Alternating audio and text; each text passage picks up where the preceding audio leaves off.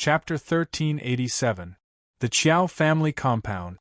Hearing that Kushurqing had something to ask of him, Qiao Feng's eyes narrowed. His weathered eyes contained a cunning insight into the mortal world. He took a sip of tea and said indifferently, "Shurqing, there's nothing to discuss about the Divine Mountain. Don't ask for it. Our Chang tribe has been passed down since ancient times. We can't be disrespectful to the gods, or we'll be punished by the heavens." That one sentence completely blocked Kushurqing's path of retreat. Although news was limited in Sichuan, Qiaofeng, as the chief of the tribe, still knew that Kushurqing was studying at Yanhuang College. In addition, San Bao, who claimed to be a servant of the Marquis of Yong'an, had just escaped from him a month ago. Today, Kushurqing, a student of the Marquis of Yong'an, had brought the chief of staff of the Protectorate to his door. How could he not guess Kushurqing's intentions? "Ha! Chief Qiao, don't speak too confidently. It's hard to say whether or not there are gods on that mountain." Gao Shilian, who was sitting to the left of Qiaofeng, finally spoke up. "That's right. Grandpa Qiao, that mountain is a mine, not a divine mountain. Previously, my Yamacho, the current Marquis of Yong'an, sent people to take 2 pieces of stone from that mountain. Before I came, the Yamacho had already refined iron and vanadium from those 2 pieces of ore. That's why that mountain is filled with vanadium titanium magnetite, which contains a large amount of magnet. That's why it's so attractive to metal weapons. This is just the natural attraction of magnets to metal. It's definitely not the power of gods." Kushurqing hurriedly followed up on Gao Shilian's words. "Magnetite? You're saying that the Divine Mountain is filled with magnetite?" Qiaofeng frowned as he asked. Kushurqing took out a gray stone the size of a soccer ball from his bag and said, "Grandpa Qiao, this is absolutely true. Shurqing dares to guarantee it with his life. Look, this is the ore that was moved down from the mountain. In fact, the main component of this ore is the magnet. If an iron saber gets close to it, it will be strongly attracted to it." Kushurqing took out a dagger and handed it to Qiaofeng. "Grandpa Qiao, if you don't believe me, you can try using this dagger." "Yes." Qiaofeng hesitated for a moment before taking the dagger with one hand. He pulled the dagger out of its scabbard and brought it to the magnetic ore that Kushurqing had taken out. Suddenly, an inexplicable force sucked the dagger over. The Chang people in the courtyard could not help but discuss, there really is a magnet inside this rock. No wonder every time I get close to the mountain, the hoe in my hand will inexplicably fall down. It turns out that it's a magnet mountain. So it's not the power of an immortal, but the attraction of a magnet." In front of everyone's eyes, Qiaofeng had done the experiment himself, and the ore was indeed a rock from the Divine Mountain. The Chang people in the courtyard had no choice but to believe it. Qiaofeng put down his dagger and was silent for a while. After a moment of silence, he said, "Brother Ku, how can you be sure that this rock contains a magnet and not divine power?" In addition to the strange phenomenon of attracting soldiers, there was another strange phenomenon in this deep mountain.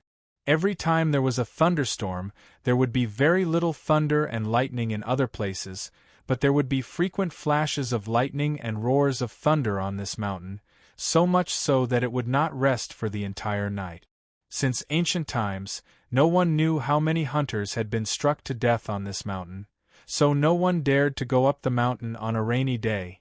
Tell me, if there's no divine power on that mountain, why would it attract lightning? Yes. The chief is right. When it rains, there's lightning and rumbling thunder on that mountain, and no one dares to go near it. That's a divine mountain, but when it rains it becomes hell. As soon as Qiaofeng finished speaking, the Chang people in the courtyard all began to talk at once. Kushurqing's brows furrowed slightly, then relaxed. He smiled slightly and said, "Grandpa Qiao, the reason this mountain can attract lightning has nothing to do with divine power. It's because of the magnetic ore inside." Qiaofeng frowned and said, Shurqing, don't lie to me. This ore isn't iron, so how could it attract lightning? Gao Shilian also frowned. Although he didn't say anything, he didn't believe that magnetite could attract lightning either. Shurqing smiled and said, Grandpa Qiao, Shurqing isn't lying to you. The theory behind this can be completely explained with my knowledge of engineering from Yanhuang College. First of all, the magnetite in the mountain would produce a very strong magnetic field.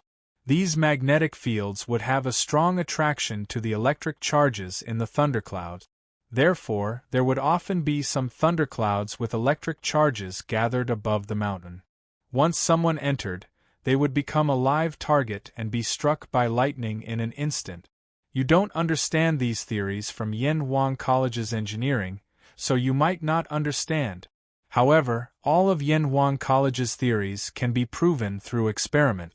Right now, we don't have the conditions here, so it's very difficult to simulate this scene. If Grandpa Qiao doesn't believe me, you can send a few people to follow me back to Chang'an. Yamacho will definitely have a way to simulate this scene for everyone to see with their own eyes. At first, Qiao Feng was also confused. He didn't understand anything about magnetic fields or electric charges. However, after hearing Shurqing's last few words, he couldn't hide his shock and said, Shurqing, you're saying that the Marquis of Yong can simulate lightning? How is that possible? The Chang people in the courtyard couldn't help but whisper among themselves. Wasn't simulating lightning the work of an immortal?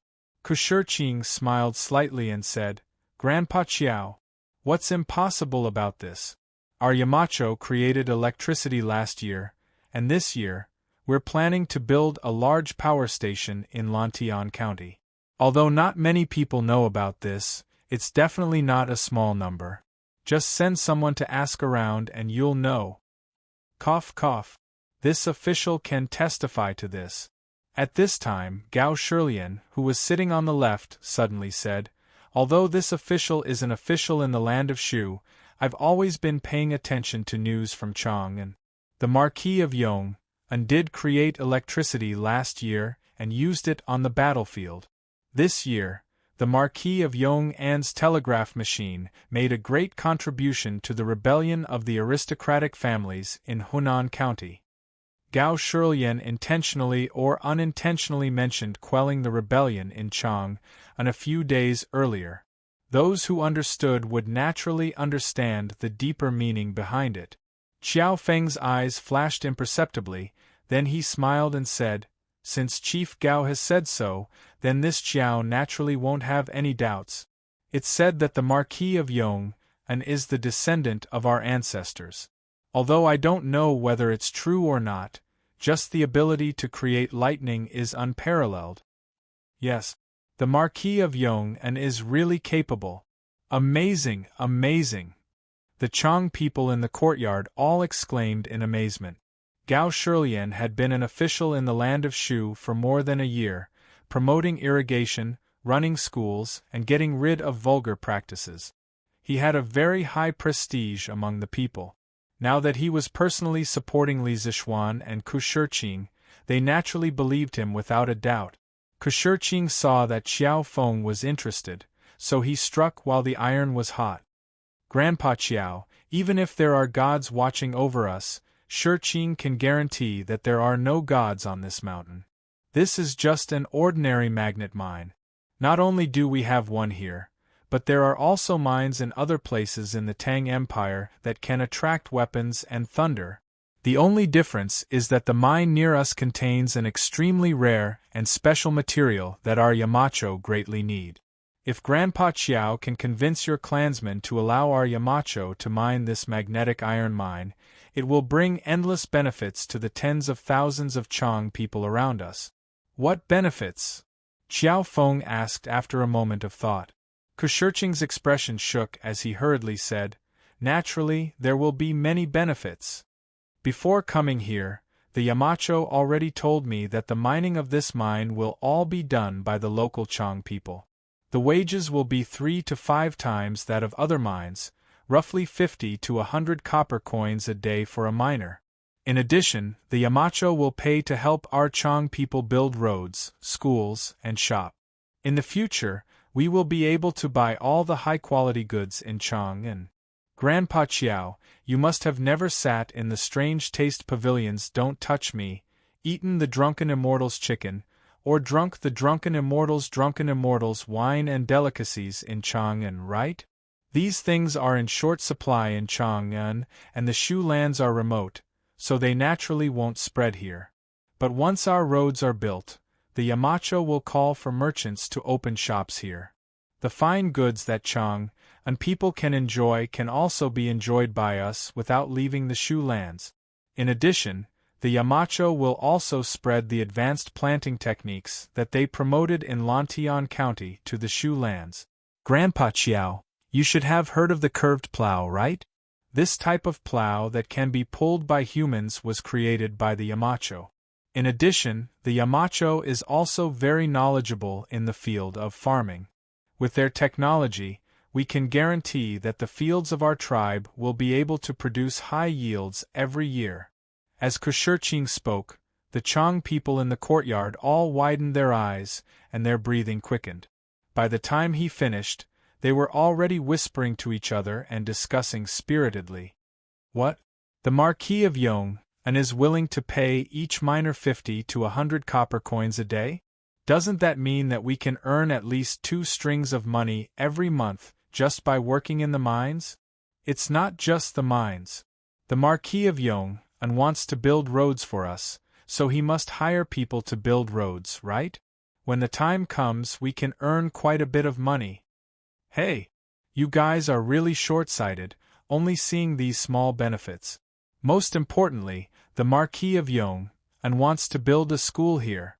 In that case, won't our children have the opportunity to learn immortal knowledge like the Ku family's Dalong and become successful? That's great. That's right. Didn't you guys hear what official Gao said? The Marquis of Yong'an is an immortal disciple, and he can even create lightning. How can his knowledge be lacking? Tisk Tsk. Chang'an City's drunken immortal, the land of warmth. These are things that I heard people talking about when I went to Chengdu. It's hard to buy a cup of drunken immortal with money. I heard that the taste is so good that mortals will get drunk after drinking 2 cups. It's really a wine for immortals. It's that magical? Isn't that so? And this curved plow, the Ku family's Dalong was right. This thing was indeed made by the Marquis of Yong'an last year. Last year, there was a drought near Chang'an, and the farmers couldn't plow the fields. In the end, they relied on this curved plow to make it in time for the spring plowing. Whoa! Then this is a good thing. Since this mountain is not a sacred mountain, then let the Marquis of Yong'an mine it. When the time comes, our tribesmen will also benefit from it, don't you guys think so? That's right. That's right. Since it's not a sacred mountain, what's there to worry about? In this world, there were very few hermits who didn't value profit. Most of them were mortals. As mortals, they had to work hard every day to find food, oil, salt, soy sauce, vinegar, and tea. When Kushurching spoke of the great benefits that this mine could bring to the Chang tribe, the Chang people in the courtyard were all tempted. After they were tempted, they all looked at Xiao Feng with hopeful eyes. They were only small leaders in the tribe, and the one who made the final decision was still Xiao Feng, the big leader.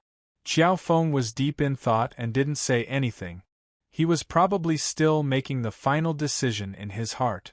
Seeing this, Gao Shirlian smiled and said, "Ever since the Marquis of Yong'an took over Lantian County last year, the tens of thousands of households in Lantian County, although not all of them are wealthy, but at the very least, every household can afford to eat meat and wear clothes. Their children can even afford to study. This official is not making this up. The Marquis of Yong'an's achievements in governing Lantian County are obvious to all. Now that the Marquis of Yong'an's heart to benefit Shu, this official believes that this is a blessing for the people of Shu. In addition, the current emperor also attaches great importance to the development of Shu. Half a month ago, the emperor changed the title of his favorite, the King of Han, to the King of Shu. He also took the position of governor of the Yi Protectorate and was in charge of the affairs of the 36 provinces of Jiannan. The King of Shu also has another identity, and that is the student of the Marquis of Yong'an. He and Shurqing came from the same master, so when the King of Shu comes to Yi Protectorate in the future, the lives of the people of Shu will get better and better. Inexplicably, the topic of Li Er conferring Li Ku the title of Prince of Shu was brought up. Gao Shilian's secret warning to Qiao Feng was obvious.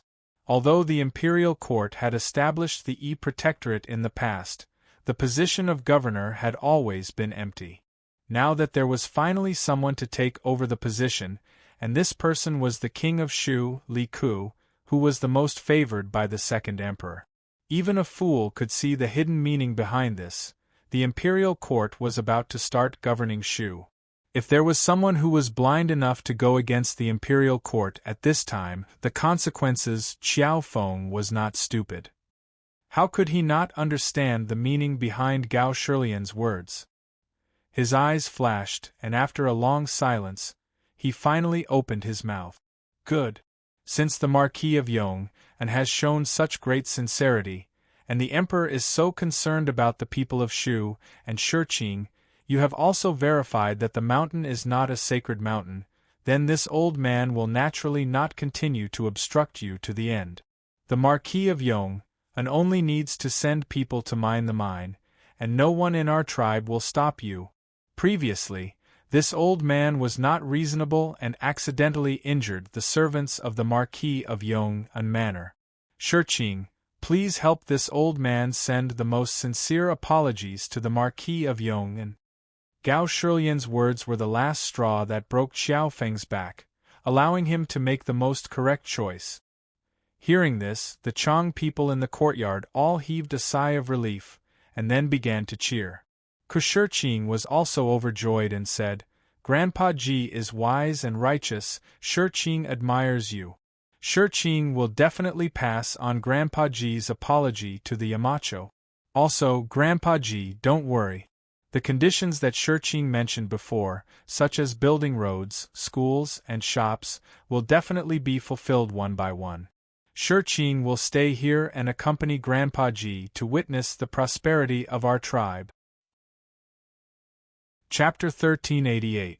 Your Majesty. Not good. Not good.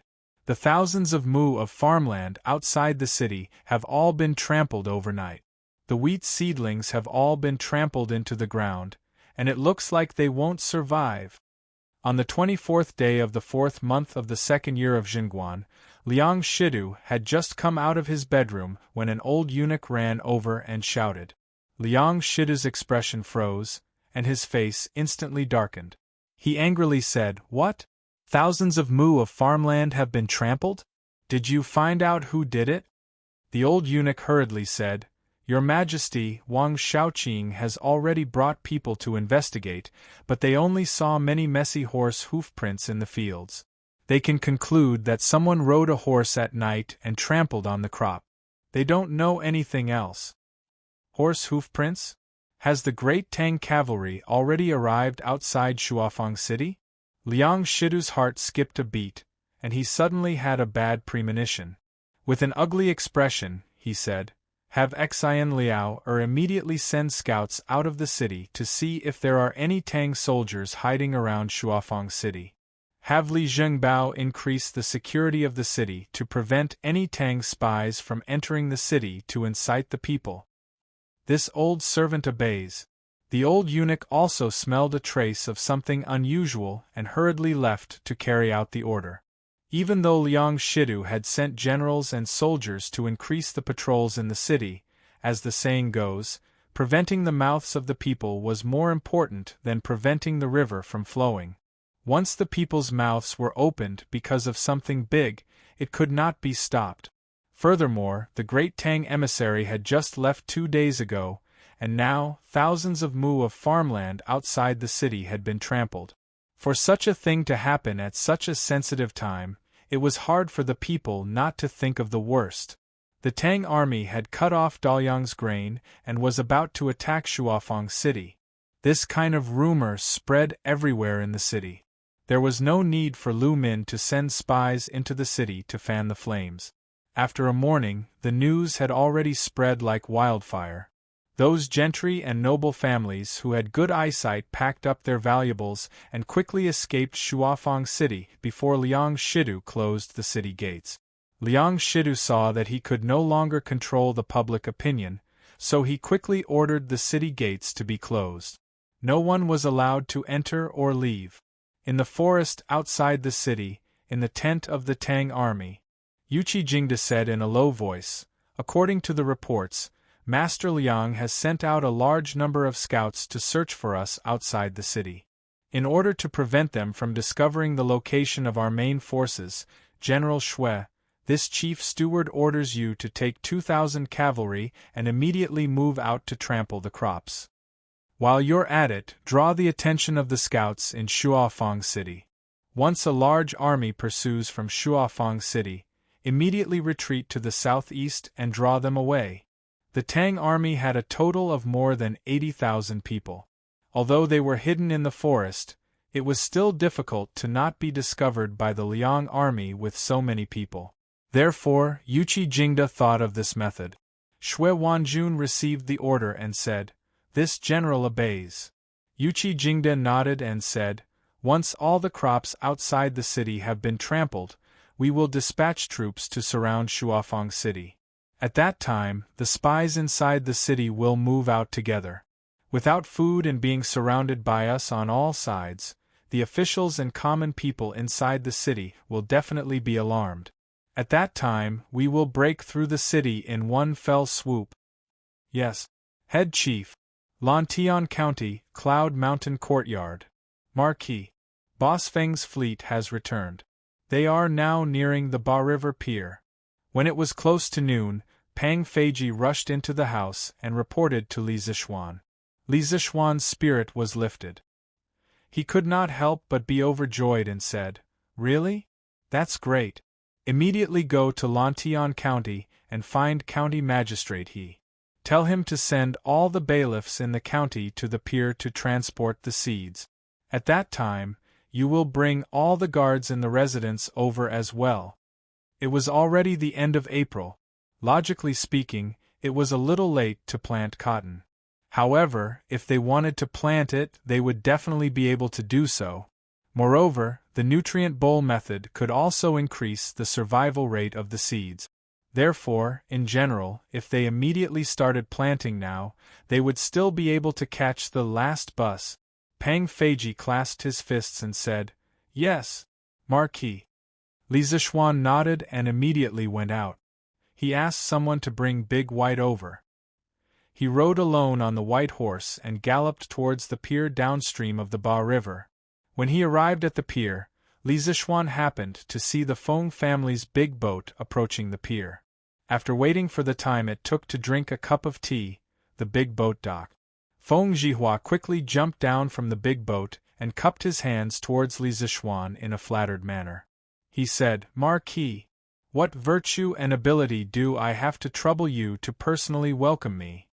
Li Zishuan laughed and said, "Boss Feng, you have traveled thousands of miles to buy the white fold flower seeds for me. How can you not be worthy of me personally welcoming you? Boss Feng, you have worked hard on this journey." Feng Zhihua cupped his hands and said, "It's not hard at all. It's not hard at all. It's my honor to work for Marquis. Fortunately, I did not disappoint you on this trip south to Guangdong. I used the immortal mirror and colored glass items that Marquis gave me to exchange for a total of 16,000 caddies of white fold flower seeds. I have a balance of more than 3,200 strings of silver. If it weren't for the fact that the Nanyang Sea merchants are running out of seeds, I would have exchanged for even more white fold flower seeds for Marquis." Li Zishuan said in surprise, "You actually managed to exchange for so many flower seeds? And there's still a balance?" Back then, He had given Feng Zhihua 80,000 strings of cash worth of rare products from the workshop and asked him to bring them to Guangdong to exchange for 10,000 caddies of white fold flower seeds with the Nanyang Sea merchants. Although the merchants of small Nanyang countries loved the items in the immortal mirror and colored glass cups and would give a lot of premium, Li Zishuan did not expect that there would be so much premium. After calculating, the 80,000 strings of cash worth of goods had been sold to the Nanyang merchants for almost 160,000 strings of cash. Feng Zhihua smiled slightly and said, "This is mainly due to the Nanyang Sea merchants. It's rare to see so many immortal mirrors and colored glass cup. The price they offer is usually about 50% higher than the market price in Chang'an. Moreover, Marquis, don't think that the white fold flower seeds in Chang'an City are expensive. That's because the barbarian merchants raised the price. In the Nanyang Sea merchants, 1 or 2 white fold flower seeds only cost 300 copper coins. Therefore, in the end, not only was I able to exchange for 16,000 caddies of seeds, but I also have a balance of more than 3,000 strings of cash." When Li Zishuan heard this, he could not help but secretly praise Feng Zhihua for his honesty. If Feng Zhihua did not take the initiative to say this, he would definitely not know. If Feng Zhihua really wanted to embezzle, he could have embezzled tens of thousands of strings of cash on this trip and not be discovered. However, Feng Zhihua did not do so. Li Zishuan said with a gratified and happy expression, "Good. Boss Feng, you've been running around all this time. Moreover, you've spent a lot of money hiring crew and repairing the ship. You don't have to give me the balance of more than 3,000 strings of cash. I can't let you come here for nothing and even pay for it, right?" Feng Zhihua hurriedly waved his hands and said, "No, no, no. Marquis, I've long become indifferent to money. I can't accept this money." Li Zishuan smiled and said, "Haha. Boss Feng, you and I have already agreed before we left. Don't reject it anymore. This trip to the south, I owe you a favor. If you have any difficulties in the future, feel free to look for me. If I can help you, I'll definitely help you." Marquis. Yo. I'm really lucky to have such a seed. This is really great. At this moment, County Magistrate he finally arrived at the harbor with a group of yamen runners. Seeing the large ship full of seeds, County Magistrate he could not help but exclaim in joy. Recently, it was not only Li Zishuan who was waiting anxiously for the seeds. He was also waiting anxiously. April was almost over. If they could not start planting now, they would not be able to plant in the future. If that happened, the land that the commoners had cleared would be for nothing. Feng Zhihua had met County Magistrate he before. At this moment, he hurriedly went forward to greet County Magistrate he. Li Zishuan looked at County Magistrate he and ordered, "County Magistrate he, there is a total of 16,000 caddies of white fold seed. Immediately order the yamen runners to send 3,000 caddies to the Imperial Palace. Bring 10,000 caddies back to the county office's warehouse. As for the remaining 3,000 caddies, I'll have people move them to Yunshan." Back then, Li Er wanted to promote the planting of white fold seed in the imperial plantation. He also asked Li Zishuan to help him solve the problem of the seeds. Therefore, these 3,000 caddies of seeds were to be sent to Li Er. As for the other 3,000 caddies, he planned to give 1,500 caddies to his father-in-law and another 1,500 caddies to the Yi family in Nanyang. Previously, Yi Guozhong had mentioned to him that if he had any extra seeds, he should leave some for the Yi family. As a prominent family in Nanyang, the Yi family naturally had a lot of villages and land. In addition, Yi Fashion had also made a great contribution in suppressing the rebellion in the city. However, when it was time to reward him, Yi Fashion had already gone to the south to seek Dao. Li Er had no way to reward Yi Fashion himself. He could only add this reward to the Yi family in Nanyang. In total, he rewarded Yi Fashion's father, Yi Huiming, with a total of 400 villages. Therefore, the Yi family had the ability to digest these 1,500 caddies of seeds. Yes, Marquis. County Magistrate, he cupped his hands in response. Then, he ordered the dozens of yamen runners behind him.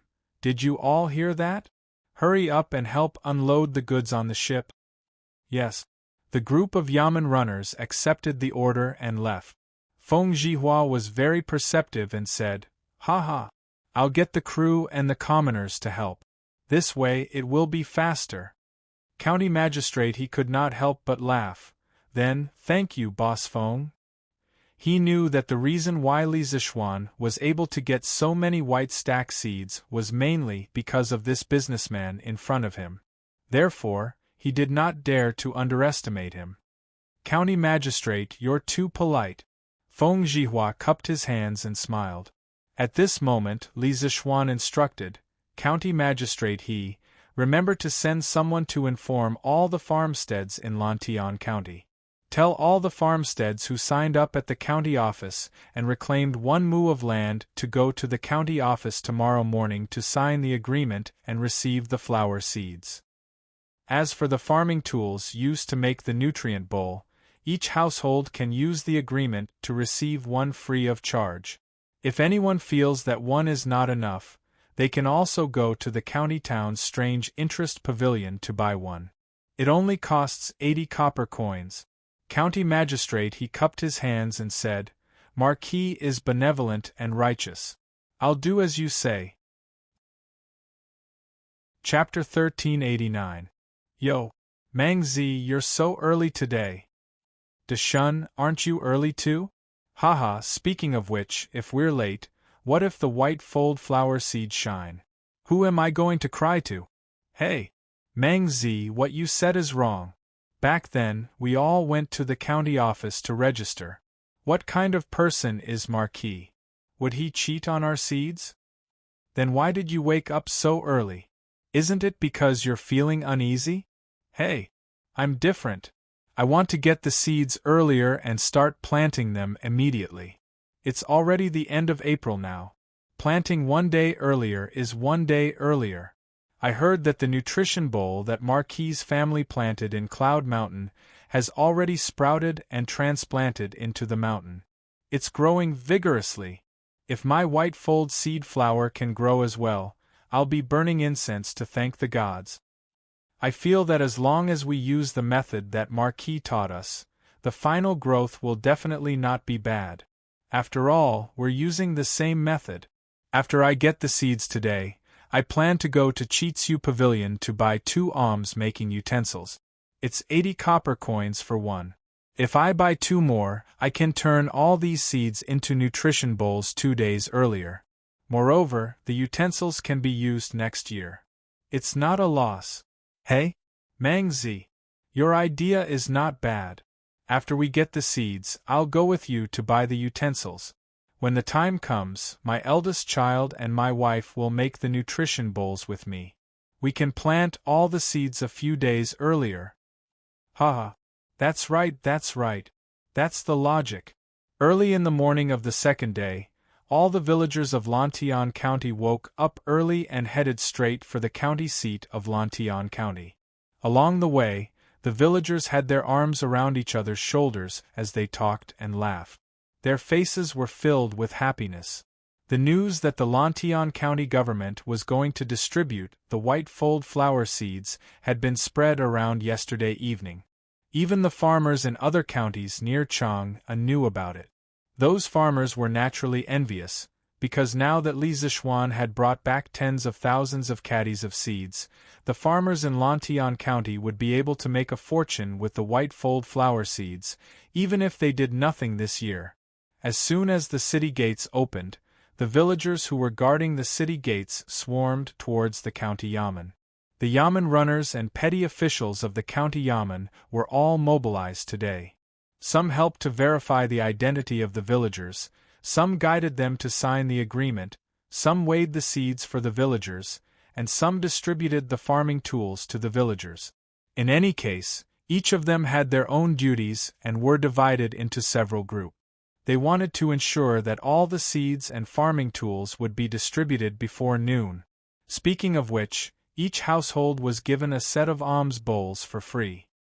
In total, there were more than 10,000 sets of alms bowls. The cost was not low either. In the past 10 days or so, the workshop had been rushing the production with all its might. Only then could they rush out so many alms bowls. As for the majority of the farmers, after receiving the seeds and farming tools, they immediately went to Curious Pavilion. This was because the experienced farmers all knew that with an additional alms bowls, there would be one more person to help make the nutrient bowls when they returned. The white fold flower seeds could also be planted a day earlier. It was already the end of April. If they did not plant the seeds earlier, they might not be able to make it in time. Moreover, the alms bowls from Curious Pavilion were not too expensive. One was only 80 copper coins. Most people could still afford it if they gritted their teeth. Speaking of which, if Li Zixuan had not opened a branch of Curious Pavilion in Lantian County, they would have had to travel all the way to Chang'an City to buy alms bowls today. Now, not only did they not have to go to Chang'an City to go to Curious Pavilion, some of the famous shops in Chang'an City had also opened branches in Lantian County. Anything that could be bought in Chang'an City could also be bought in Lantian County now. This was the convenience that Li Zixuan's arrival had brought to the people of Lantian County. Today, the Curious Pavilion in Lantian County did not disappoint the farmers. Cart after cart of alms bowls were placed in front of the open space in front of the door. The people could line up into more than 10 lines to buy alms bowls at the same time. This could be considered as saving a lot of time for the farmers. Reporting to my lord, all the registered farmers who have reclaimed the wasteland have all received their seeds and farming tools. At noon, it was already past lunchtime, but the 10,000 caddies of seeds had all been distributed. The county yamen runner cupped his fists and reported to county magistrate he, both physically and mentally exhausted. County magistrate he was also exhausted today. His throat was almost smoking from shouting at the side. Hearing this, he let out a sigh of relief and laughed, "Ha ha! Good, good. Arrester's son, immediately get all the officials in the county yamen to pack up. In a while, we will go to the Drunken Immortal restaurant in the county to have a meal. Marquis said that everyone has worked hard and specially prepared a banquet at the Drunken Immortal restaurant to entertain us." Arrester's son was pleasantly surprised. Marquis is benevolent. This subordinate will go and inform the brothers right away. The registration of the 10,000 farmers and the distribution of the 10,000 caddies of white fold seed was not an easy task. The officials of Lantian County contributed a lot and almost everyone worked hard. However, in the end, Li Zixuan's banquet reward made everyone feel that their recent hard work was completely worth it. Not only was the wine and food delicious, but the most important thing was that they received recognition from Li Zixuan. In the process, they also received recognition from the people of the county. They were willing to work for Li Zixuan wholeheartedly for the rest of their lives. The people who received the seeds began to make the nutrient bowls that afternoon. As for the fertile soil used for the nutrient bowls, they had already prepared it. The soil was filled with cow dung, chicken dung, and plant ash to be used as fertilizer. It was completely capable of ensuring the successful germination of the seed. It was now the end of April. Even at night it would not be cold. Therefore, there was no need to specially store the nutrient bowls in a large shed. In this way, it saved the farmers a lot of effort. It was not only the farmers of Lantian County who were busy planting the white fold seed. The farmers of the Qing, Qin, Niu, and Yuchi families, as well as the farmers of the imperial farms, were all busy planting the white fold seed. As Yuchi Jingdo was currently leading the army on an expedition to Liangshi, the Yuchi family originally could not catch up with this wonderful matter. However, in the end, Yuchi Jingda's wife stepped forward. With the help of the Qin, Qing, and Niu families, as well as Li Zixuan, they also caught up with this last train of getting rich. Logically speaking, Li Zishuan's method of using the nutrient bowls to plant the white fold seed was no secret. Not only did the people of Lantian County know about it, the people of Chang and the surrounding counties also knew about it. However, there were very few people who imitated it. Among the people, there were many who believed that Li Zishuan's method could obtain a better harvest and earn a lot of money. However, even if they wanted to imitate it, they did not have the capital to do so. According to the current market price of the white fold seed, most people could not even buy a caddy of seeds even if they used all their savings. As for those wealthy families, although they had the capital, there were very few white fold seed on the market. If they wanted to buy a large amount of seeds, they could only do what Li Zishuan did and send people to Guangdong to buy from the Nanyang Sea merchants. However, they were not willing to invest so much capital and energy to risk following behind Li Zishuan.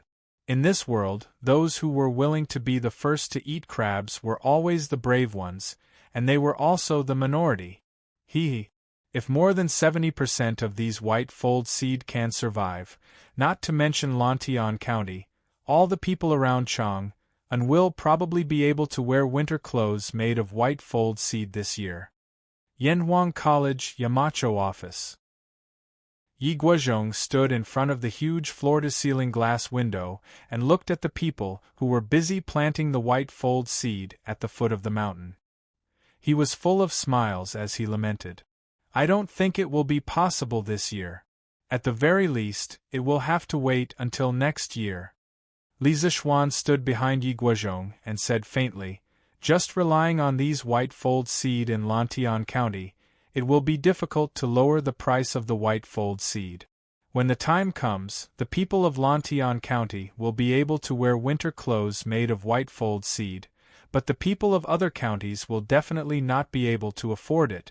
The extra white fold seed will probably be bought by the merchants and sold to the officials and nobles. After all, who would like the warmth of this thing? However, when this batch of white fold seed blossoms, we will be able to obtain hundreds of thousands of caddies of white fold seed. When the time comes, we will really have the conditions to promote the planting of white fold seed in all the counties around Chang'an. It all depends on whether His Majesty has this intention." Yi Guozhong nodded and said, "That's true. Relying on Lantian County alone, it's indeed impossible to suppress the price of the white stack tidbit. However, little Xian, you've truly benefited the people. Grandfather is very gratified. Your father and mother are also proud of you. Grandfather is too kind. Grandson just doesn't want to see so many people suffer," Li Zishuan said honestly. It wasn't that he was a saint, but that he really didn't like to see the people around him suffer. Although he was now a true marquis, if he couldn't lead the people in his fief to prosperity, then when he went out, he would only meet pitiful people who couldn't even afford to eat. Then what was the point of him being a high and mighty marquis? Yi Guozhong looked at Li Zishuan with appreciation. The more he looked at this grandson, the more he liked him. After a long time, Yi Guozhong sighed with emotion. "The Yi family has also benefited from you, little Xian. 1,500 caddies of seeds is enough for the Yi family's farmers to work hard. Last time when Guan City quelled the rebellion, Fashion received your help and made a great contribution. However, in the end, this child still insisted on going to the south to seek Tao. Sigh, this old man doesn't know if it's good or bad to indulge Fashion like this." Obviously, Yi Fashion had made a great contribution in Guan City but gave up on receiving the reward. This had shaken Yi Guozhong's conviction that he had always held on to. He had always supported Yi Fashion's study of Tao. However, this time, Yi Fashion had given up on his official career to seek Tao. This made Yi Guozhong a little uncertain. After all, Yi Fashion now had a promising cousin like Li Zishuan to look after him in the imperial court. As long as Yi Fashion was willing to accept Li Zishuan's reward and enter the official career, his future achievements would not be bad. It seemed more reliable than pursuing the illusory Tao. Li Zixuan smiled and said, "Grandfather, you don't have to worry about personal gains and losses. Fashion is determined to seek Tao and has a pure heart. In the future, his achievements will not be worse than mine." Yi Guozhong smiled. He thought that Li Zixuan had chosen some nice words to comfort him. However, he did not know that Li Zixuan was stating the truth. Yamacho, Li Shirlang requests an audience. After sending Yi Guozhong off, Li Zixuan sat alone in his office and quietly began to draw. About half an hour later, Mo Zhong walked in and bowed to report.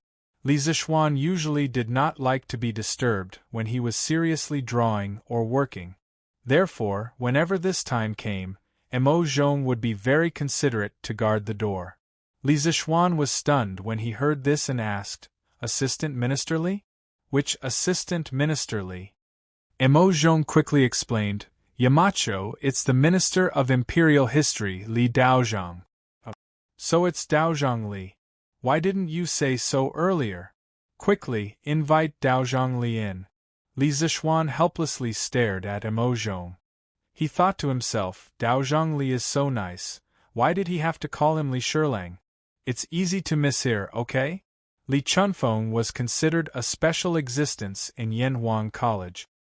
He was not a student of the college, nor was he a teacher or an employee of the college. He belonged to the Imperial History Bureau, but he often stayed in the Yanhuang College's faculty dormitory and often occupied the college's astronomical telescope. He was given such special treatment because Li Zixuan appreciated Li Chunfeng's character and talent. That was why he was given such special treatment. Previously, Li Chunfeng overheard from Li Zixuan that the astronomical telescope could be modified and upgraded. Therefore, he often asked Mo Lingwei for help to upgrade the telescope. However, Mo Lingwei was busy with the generator and microscope at that time and did not care about Li Chunfeng. Li Zixuan thought that Li Chunfeng might have come to him today to upgrade the telescope. Mo Zhong answered pitifully and then went out to pass the order. After a while, Li Chunfeng pushed the door open and entered. Li Zixuan stood up to greet him warmly. Before they could exchange a few words, Li Chunfeng could not wait to get to the point. "Marquis, bad news. Last night when I was observing the sky at night in the academy, I discovered that Jupiter entered from the south gate of the Supreme Palace enclosure and exited from the east gate. Moreover, the Big Dipper was dim and lightless. All these signs are signs of a drought." Drought. Li Zixuan's heart skipped a beat. According to history, there would be a drought this year in Tang Dynasty, but he did not expect Li Chunfeng to be able to predict this year's drought just by looking at the stars. It seemed like Li Chunfeng was really something to be able to create a divine book like the push-back chart. No. It was definitely not just something to be able to do, it should be many things. My master has done a lot of research on the study of astrology, but I'm ashamed to say that I haven't received half of his teachings in this aspect. The astrology that Taoist priest mentioned just now, is it really an omen of a great drought? Li Zixuan was stunned for a moment. He quickly hid the shock on his face and asked politely. Li Chunfeng nodded seriously and said, "It's absolutely true. Based on these stars, I can conclude that a drought is coming to Tang Dynasty. I plan to return to Chang'an and report this to His Majesty, so that His Majesty can be prepared." Chapter 1390. When people looked up at the sky, they saw a glowing object. Those were the stars. The stars were not isolated. People used their imagination and organized them into various shapes. That was how the image came to be.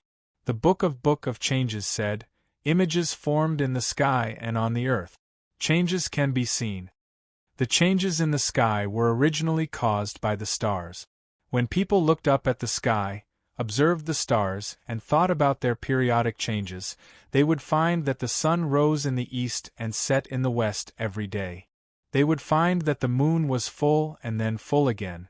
If they were in the northern hemisphere, they would find that the North Star was always shining and the other stars were moving around. If they were a persistent observer, they would find that the movement of the sun and the moon was related to the seasons, and the seasons were related to the harvest of agriculture. The distant celestial phenomena were not unrelated to the fate and production of human beings. However, when people looked at the stars, different people saw different worlds and gained different experiences. Some people strived for the accuracy of their observations and explained them mathematically. That was how astronomy was formed. Others used their imagination and explained it in words. That was how the myths of the stars were formed. These myths often evolved into legends, stories, and folk customs. In ancient China, astrology was the same as astronomy. It was an ancient and mystical knowledge. Astrology had a history of at least a few thousand years in China. In fact, its history might be even further back. In essence, astrology, along with Tai Chi, Hichu, Luo Shu, Zhou-yi, and Bagua, all originated from prehistoric civilization.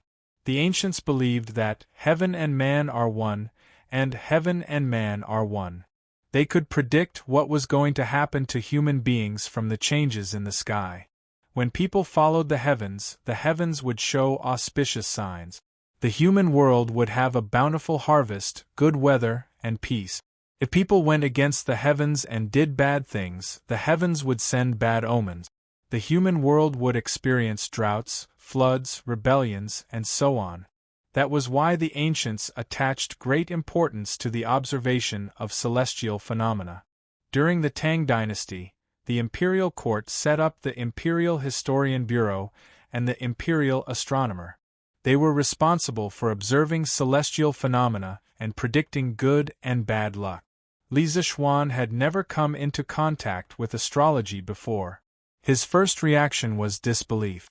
However, the person in front of him was Li Chunfeng, and the prophecy was exactly the same as history. Therefore, he could not help but admire and respect this knowledge. The study of astrology is extremely mysterious. I'm afraid that Your Majesty will find it hard to believe just based on the Taoist priest's words. Li Zixuan pondered for a moment and said. Li Chunfeng's eyes darkened. His Majesty will believe me.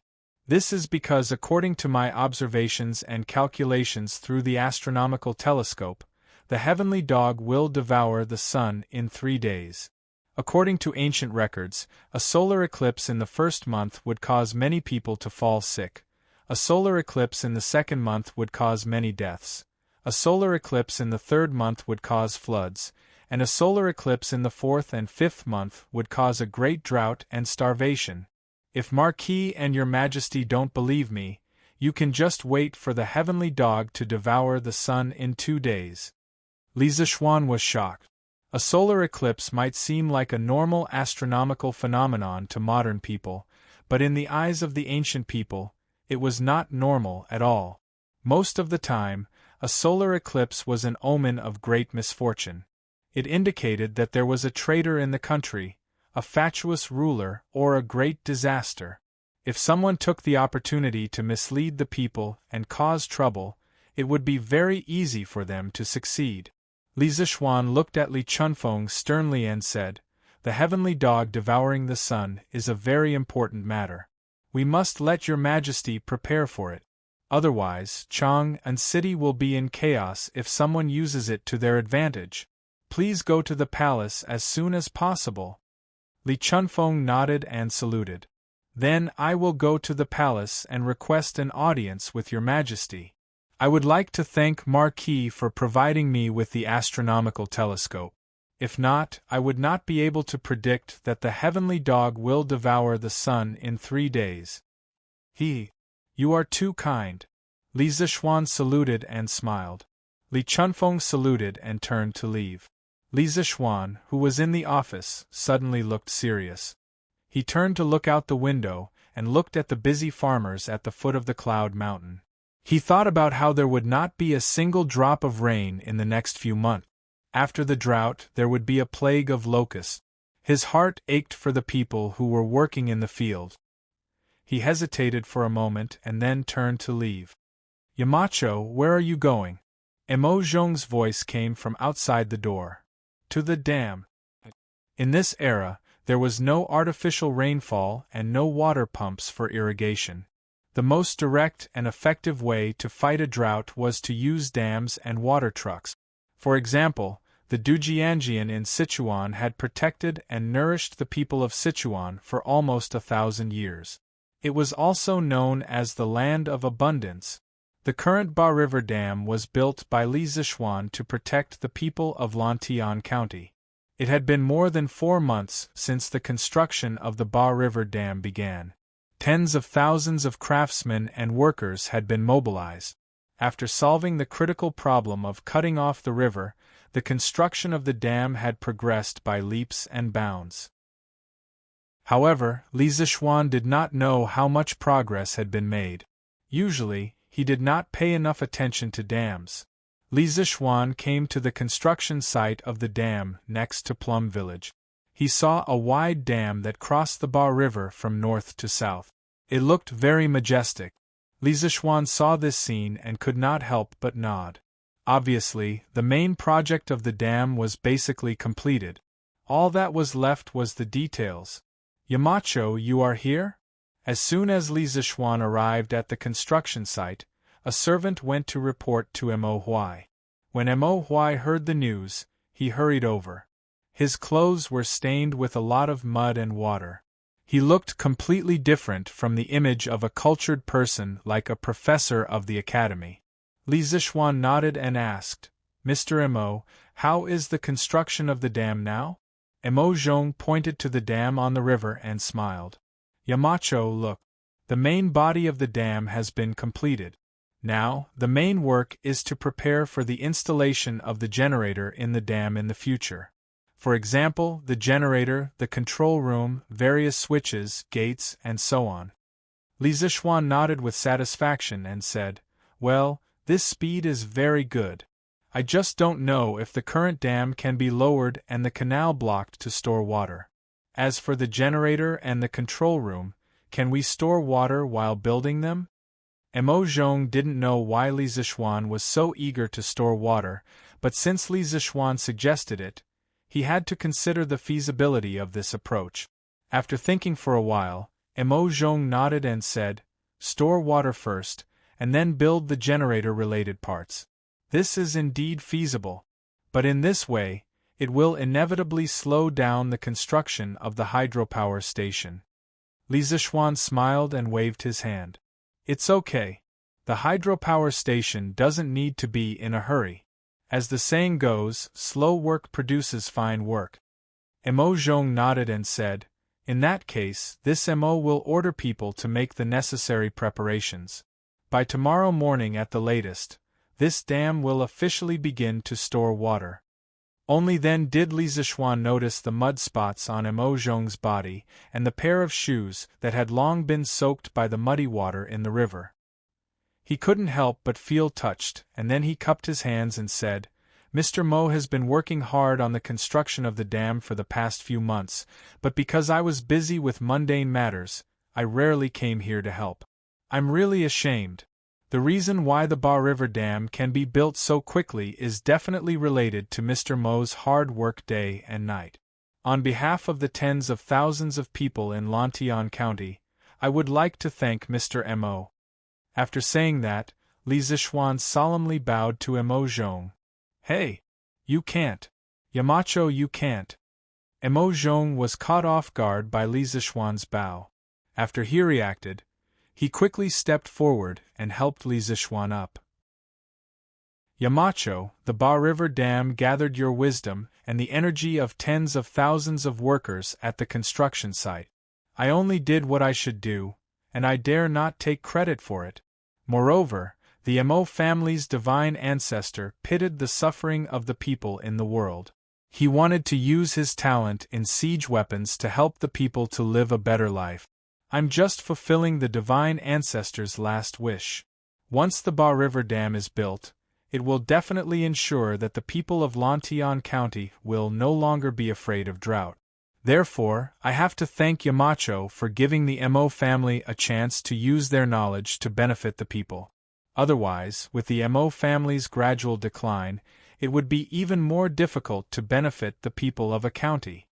After saying that, Mo Huai sincerely bowed to Li Zishuan. These words came from the bottom of his heart. Although Yanwang Academy did not impart the school of Mo, but rather the school of engineering, its philosophy of helping the world was similar to that of the school of Mo.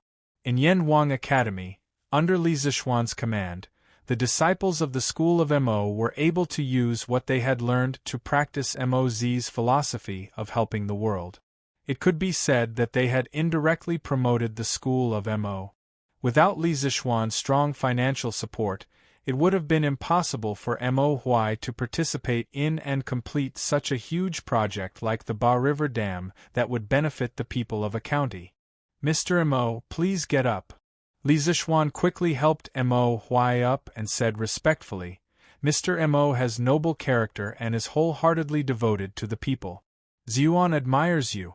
The people of Lantian County will definitely remember Mr. Mo's contribution and great kindness. Sigh. To tell you the truth, just now, Li Chunfeng, the official of the Imperial Historian Bureau, told me that he had observed the stars and predicted that our Tang Empire would soon suffer from a severe drought. That was why this Marquis was so anxious to have Mr. Mo lower the dam gates and start storing water. What? There will really be a drought? Mo Huai's expression changed. No wonder since the beginning of the year, the number of days of rain can be counted on one hand. I think that Li Shilong's prediction is very likely to be true. This won't do. I will ask the craftsmen and the people to speed up the progress.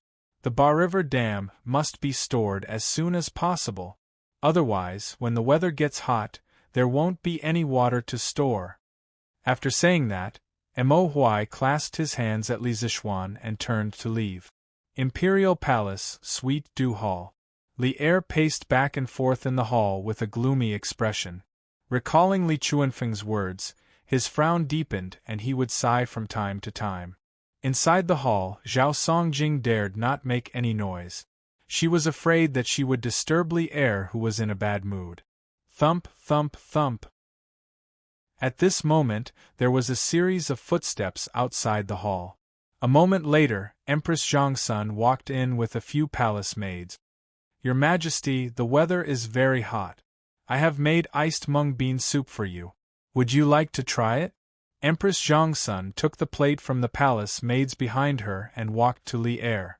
Li Er waved his hand and said, Guanyin, put it down. I'm not in the mood to eat now. Empress Zhongsun's expression froze. After being husband and wife for so many years, how could she not see that Li Er was troubled at this moment? She turned and waved her hand.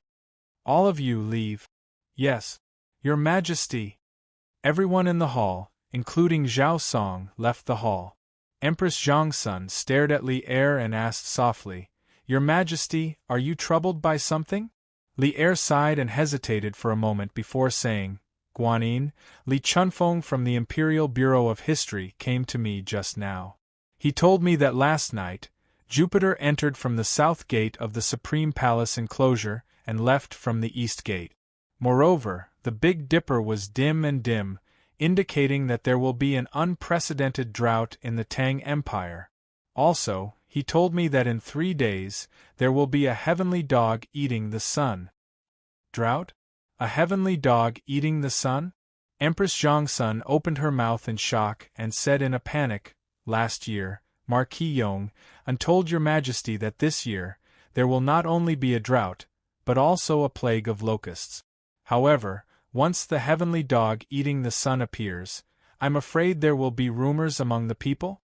Li Er shook his head and said, I'm not worried about the rumors. Since I ascended the throne, I have always been diligent in government and loved the people. The lives of the people in the Tang Empire have been improved significantly. What can mere rumors do to me? What I'm worried about is that the drought is really coming. Last year, Li Zishuan's prophecy made me feel a little lucky. However, now that even Li Chunfeng has said so, this year's drought will definitely appear. When that time comes after the drought, there will be a plague of locusts. The people in many places in the Guangzhong Empire will not be able to harvest a single grain. My heart hurts. If this is a punishment from the heavens for the Tang Empire, I'd rather bear it alone than let the millions of people suffer this unprecedented disaster. Your Majesty, you can't be so dejected. Empress Zhongsun saw Li Er frowning and couldn't help but feel sorry for him. Your Majesty, have you forgotten about Marquis Yong'an? From last year's reduction of taxes for raising chickens, to later urging the imperial fleet to go south to exchange for grain, and then to this year's construction of the Ba River Dam, although he knew that our Tang Empire would have a drought and a plague of locusts this year, he never gave up and has always been fighting against the natural disasters. He is the son of an immortal. With him, I believe that our Tang Empire will be able to survive this disaster. Your Majesty, please don't worry too much. This will hurt the dragon body. Li Er was stunned. Then, he patted Empress Zhongxuan's shoulder and sighed. Yes, how could I forget about that kid? With the Tang Empire's full granary, even if there is no harvest in the Guangzhong Empire, the Tang Empire will be able to resist this natural disaster. That kid is really the lucky star that the heavens have given to the Tang Empire. Chapter 1391. 2-in-1 Chapter. The next day, the Datong Daily published an article written by Li Zixuan himself. It was called Overview of Astronomy. This was an article to popularize basic astronomical knowledge to the public. In the article, Li Zixuan formally introduced the concept of the solar system to the public. He pointed out that the sun was a star, and the earth under our feet was called the earth. It was a planet in the solar system. Moreover, there were 5 planets in the solar system: metal, wood, water, fire, and earth. The planets in the solar system all revolved around the sun. At the same time, he also pointed out that it took about 365 days for the Earth to revolve around the Sun, which was what people often called a year. Therefore, people could feel the changes of the 4 seasons in a year. The Moon was the Earth's satellite, and it would revolve around the Earth.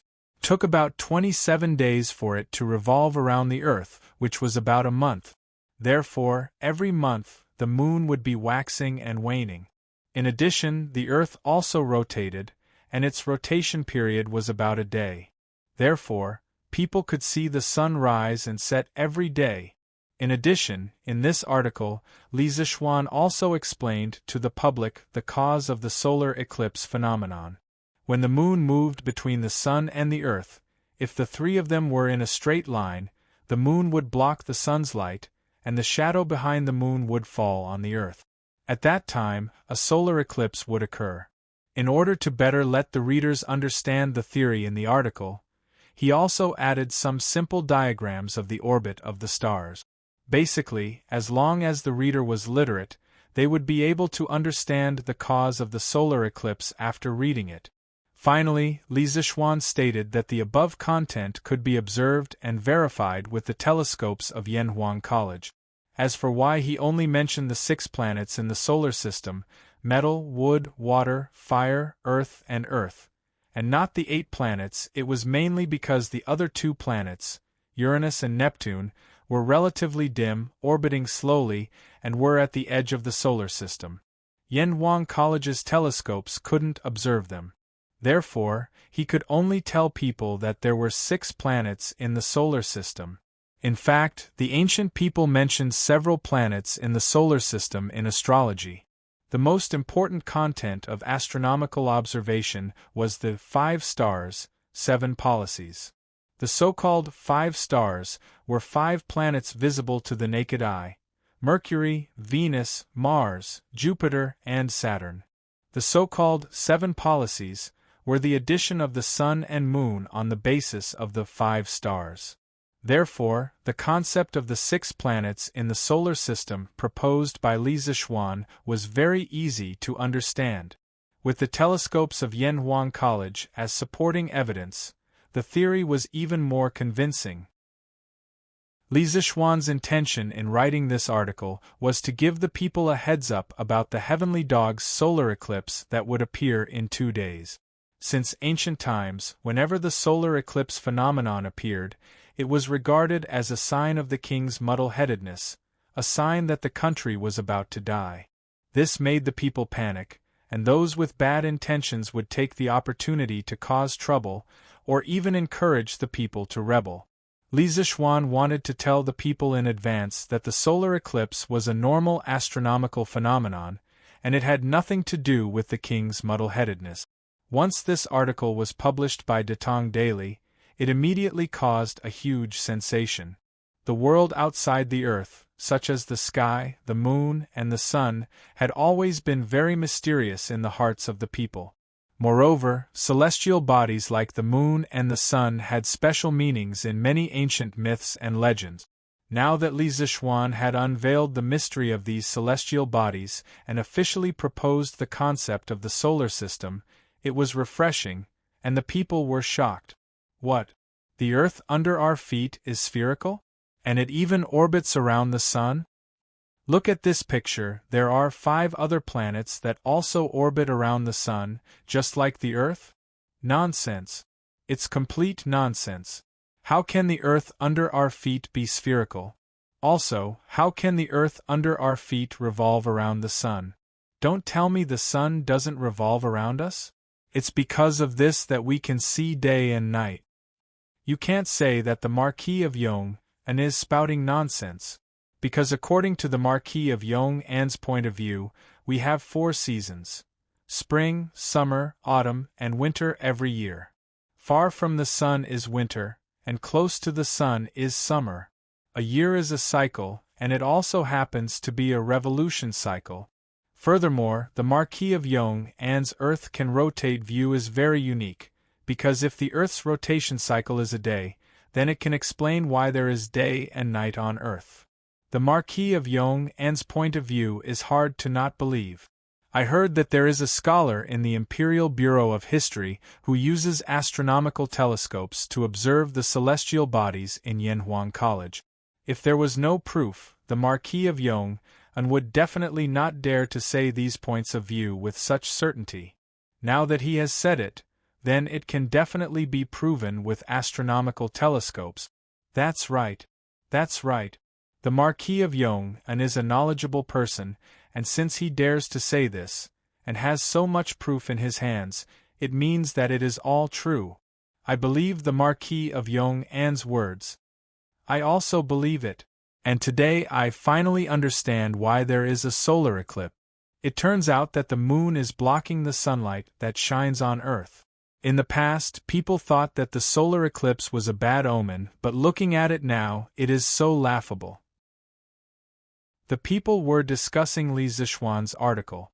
There were those who were suspicious of it, and those who were supportive. The main reason was that Li Zixuan's point of view was very sufficient, and it explained many problems that could not be explained in the past. Coupled with a few illustrations, it was very easy to convince people.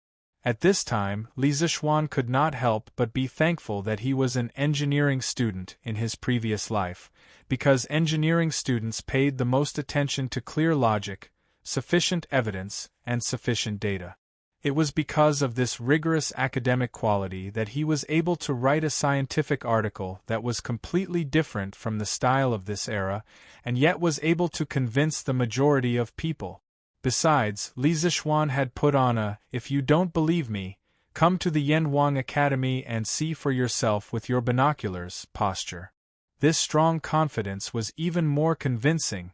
Of course, Li Zixuan's lofty reputation among the people and the academic community also played a considerable role in this. Even if engineering had not been widely recognized and become a mainstream theory, there were already many scholars among the people who admired Li Zixuan very much. With the support of various reasons, there were many people who believed in Li Zixuan's solar system theory. Since then, the solar system theory had shown its first success in Tang Dynasty. In the palace, after Li Zixuan finished the morning assembly, Zhao Song handed over today's Tang Daily to Li Er. As he was present when Li Zixuan met the emperor yesterday, he immediately understood Li Zixuan's intention after seeing the article written by Li Zixuan today. In his opinion, Li Er would be happy to see this article. Solar system? Planet? Solar eclipse? Now that this kid mentioned it, a solar eclipse doesn't seem to be a bad thing. He's trying to reduce the impact of the solar eclipse on the people. It's really hard on this kid. After reading the solar system theory and Li Zixuan's explanation of the solar eclipse, Li Er also understood Li Zixuan's intention. He could not help but sigh in his heart. Order the Bureau of Imperial History, Li Chunfeng, to compile a draft of the results he observed with the telescope in Yanhuang College over the past 6 months. In the name of the Imperial Court, publish it on Tang daily to let the people completely believe in Li Zixuan's solar system theory and explanation of the solar eclipse.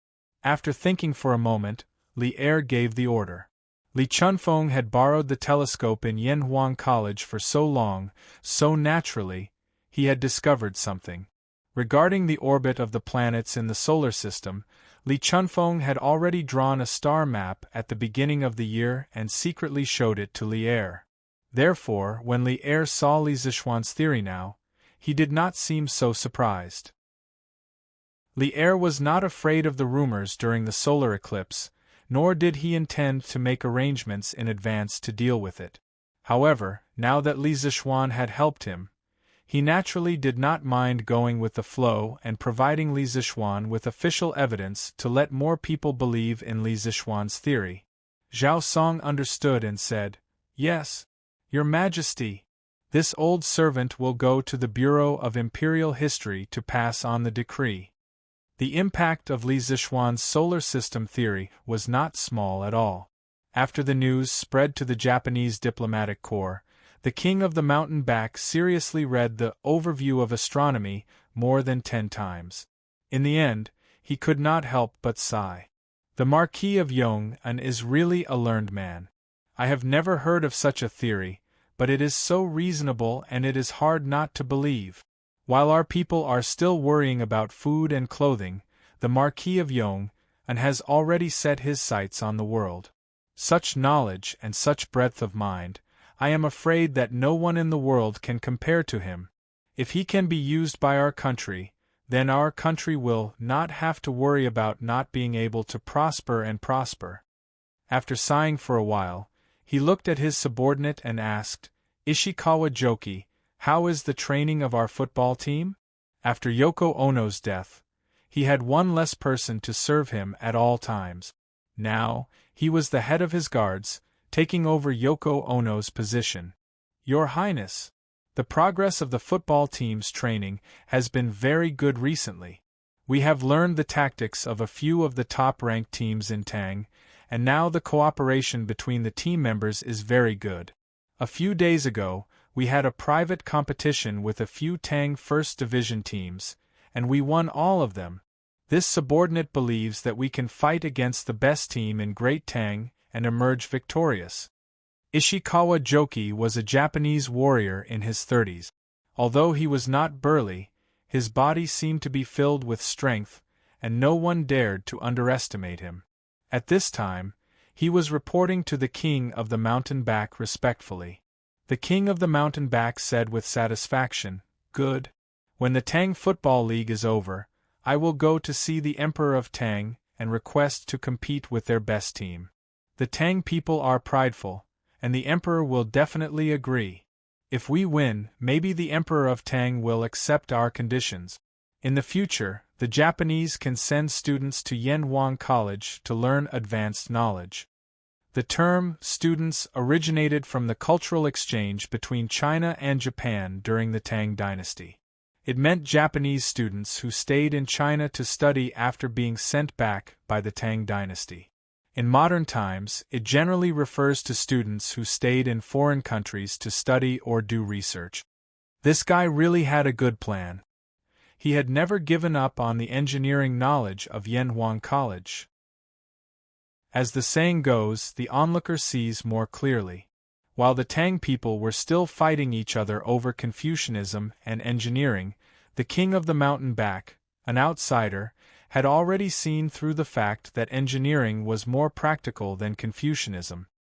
He even had a faint feeling that engineering could make a country invincible in the world. He very much hoped that one day Japan could surpass all the other countries in the world. Therefore, his obsession with Li Zixuan and Yanhuang College was very, very deep. However, in a country as powerful as Tang Dynasty, he did not dare to reveal the hidden ambition in his heart. He knew that the most important thing now was to keep a low profile, endure, and develop. On this day, other than the heated discussion about the solar system theory, something else happened. The Ba River Dam finally began to fill up. Marquee. All the sluice gates have been closed. The current water level is 75 zhang. Marquee. 2 hours have passed. The water level has risen to 10 zhang. Marquee. 4 hours have passed. The water level has risen to 12 zhang. Marquee. 6 hours have passed.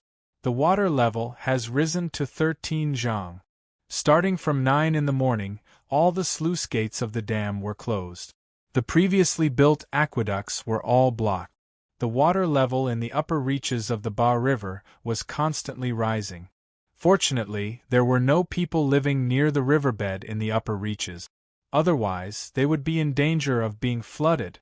Listening to the craftsman's repeated reports, Li Zixuan's heart didn't completely relax. This was because the water level was getting more and more difficult to rise. A mere 100 feet of water wasn't enough to satisfy the needs of Lantian County. Yamacho, there should still be some time before the drought. You don't have to worry about it.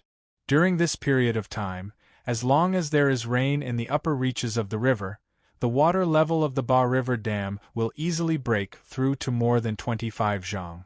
When that time comes, it should be enough for the people of Lantian County. Mo Huai saw Li Zixuan frowning, and could not help but comfort him. Li Zixuan nodded and said, "We can only wait now. Mr. Mo, you go ahead with your work. I will go back and think of other ways." The next day, the Tang Dynasty Daily published another article on the theory of the solar system. What was different was that this article was signed by all the important officials of the Imperial Bureau of History. The article introduced in detail the results that Li Chunfeng, the Imperial Bureau of History's official, had observed with a telescope for the past 6 months. The conclusion was exactly the same as Li Zixuan's article yesterday. When this article came out, the public was in an uproar again. This was basically equivalent to the imperial court supporting Li Zixuan's solar system theory. Since then, the solar system theory had gained a firm foothold. The explanation of the cause of the solar eclipse could be considered as an early precaution for the solar eclipse in a day's time. Chapter 1392. The 3 days that Li Chunfeng had mentioned had passed very quickly. In these 3 days, Li Zixuan's solar system theory spread like wildfire, with Chang'an as the center. More and more people knew about it. Almost all the people within a few hundred miles knew what the solar system was, how many planets were there in the solar system, and what was the cause of the solar eclipse in the heavenly dog. This day seemed to be the same as usual. The sun still rose from the east in the early morning, emitting a golden light. When the sun rose, the people had already gone to work in the field. The merchants had also entered the city. The officials were either attending court or on duty in the government office. Everything seemed so normal. Husband, it is said that the solar eclipse means that the world will be in chaos. Is that true?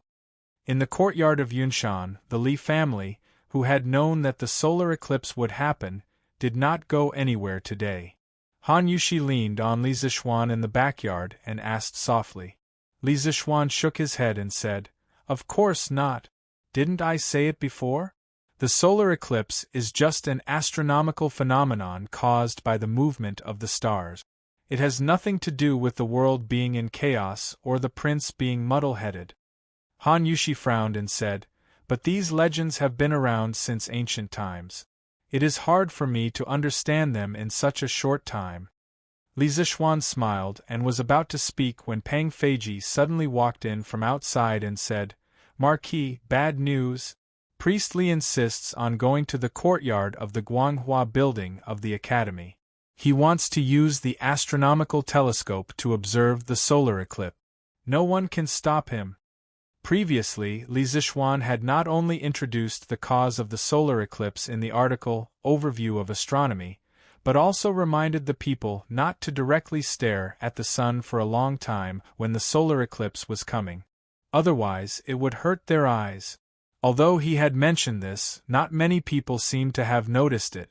Because people were shocked by his solar system theory, who cared if it would hurt their eyes if they looked at the sun with the naked eye? Besides, no one would have thought that in just 2 short days, the heavenly dog eating the sun would really appear on the land of the great Tang. However, Li Zishuan did not care whether the public noticed it or not. He could do what he had to do, and that was to seal off the atrium of Yanhuang College's Guanghua building and prohibit students and teachers from using telescopes during the solar eclipse. He did not expect that even though he had banned the students and teachers of the academy, he could not stop Li Chunfeng, who was obsessed with astronomy. Hearing this, he quickly stood up and said, "Is there such a thing? I'll go take a look." Then, he greeted Han Yushi and left with Pang Feiji. Taoistly, the Yamacho said that no one is allowed to enter today. "I can't open the door for you." When Li Zishuan arrived at the courtyard on the 4th floor of Guanghua Tower, he heard Mo Zhong's helpless voice. "Commander Mo, please do me a favor. I have to use this telescope today because I have something very important to do. I'm willing to bear all the consequences," Li Chunfeng said stubbornly. "Ahem. Mo Zhong, you can go now." Seeing this, Li Zishuan coughed softly and walked out. Yes. When Mo Zhong saw that Li Zishuan had come personally, he could not help but let out a sigh of relief. Then, he cupped his fists in acknowledgement and slowly walked away. Marquis, seeing Li Zishuan, Li Chuanfeng's face suddenly showed a trace of awkwardness. Li Zishuan frowned and asked, Taoistly, "What is so important that you have to use the telescope today?" "I've told you before that when the heavenly dog eats the sun, it will hurt your eyes the most. If you use the telescope to observe the sun, you will most likely be blinded by the sunlight. Why do you insist on doing this?" Li Chunfeng said seriously, "Marquis, the sun is usually very bright.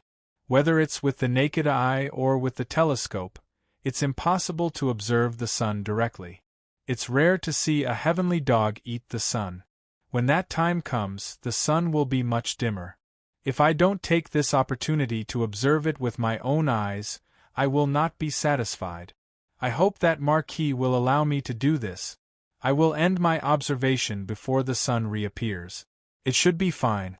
Even if there is an accident, I am willing to bear all the consequences without any regrets." Li Zishuan was speechless. He had only considered the issue of safety, but he had not considered the issue of humanity. He had not considered the fatal attraction of an astronomical spectacle like a solar eclipse to an amateur astronomer like Li Chunfeng. Even in modern times, whenever there was a solar eclipse, astronomy enthusiasts from all over the world would swarm over from thousands of miles away, set up professional equipment there in advance, and wait to observe the solar eclipse. However, according to Li Chuanfeng's prediction, today's solar eclipse should be a total solar eclipse. The sun was 400 times wider than the moon, but it was also 400 times further away from the Earth. Due to symmetry, the moon's shadow, which was the shadow that fell on the Earth's surface, was just wide enough to cover the entire sun. The sun's light sphere was completely covered by the moon, and the originally bright sun's disk was covered by the moon's shadow.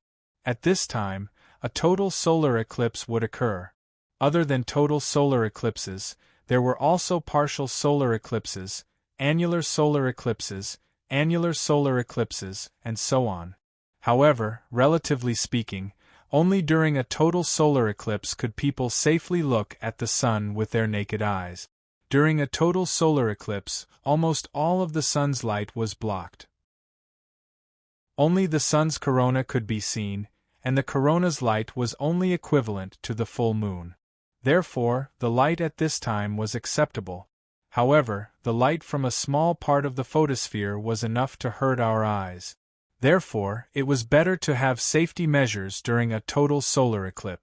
Li Zixuan thought of this and said to Li Chunfeng, "Since Taoist Master Li insists, I won't persuade you anymore. However, I have to add some color to the lens of this telescope." He then turned to Pang Feiji and said, "Feiji, get me some ink, a cup of water, and a brush." Li Chunfeng looked at Li Chunfeng, who was both happy and confused at the same time. "Yes, Marquis." Pang Feiji took the order and left. After a while, Pang Feiji brought over all the ink, water, and writing brush that Li Zixuan asked for.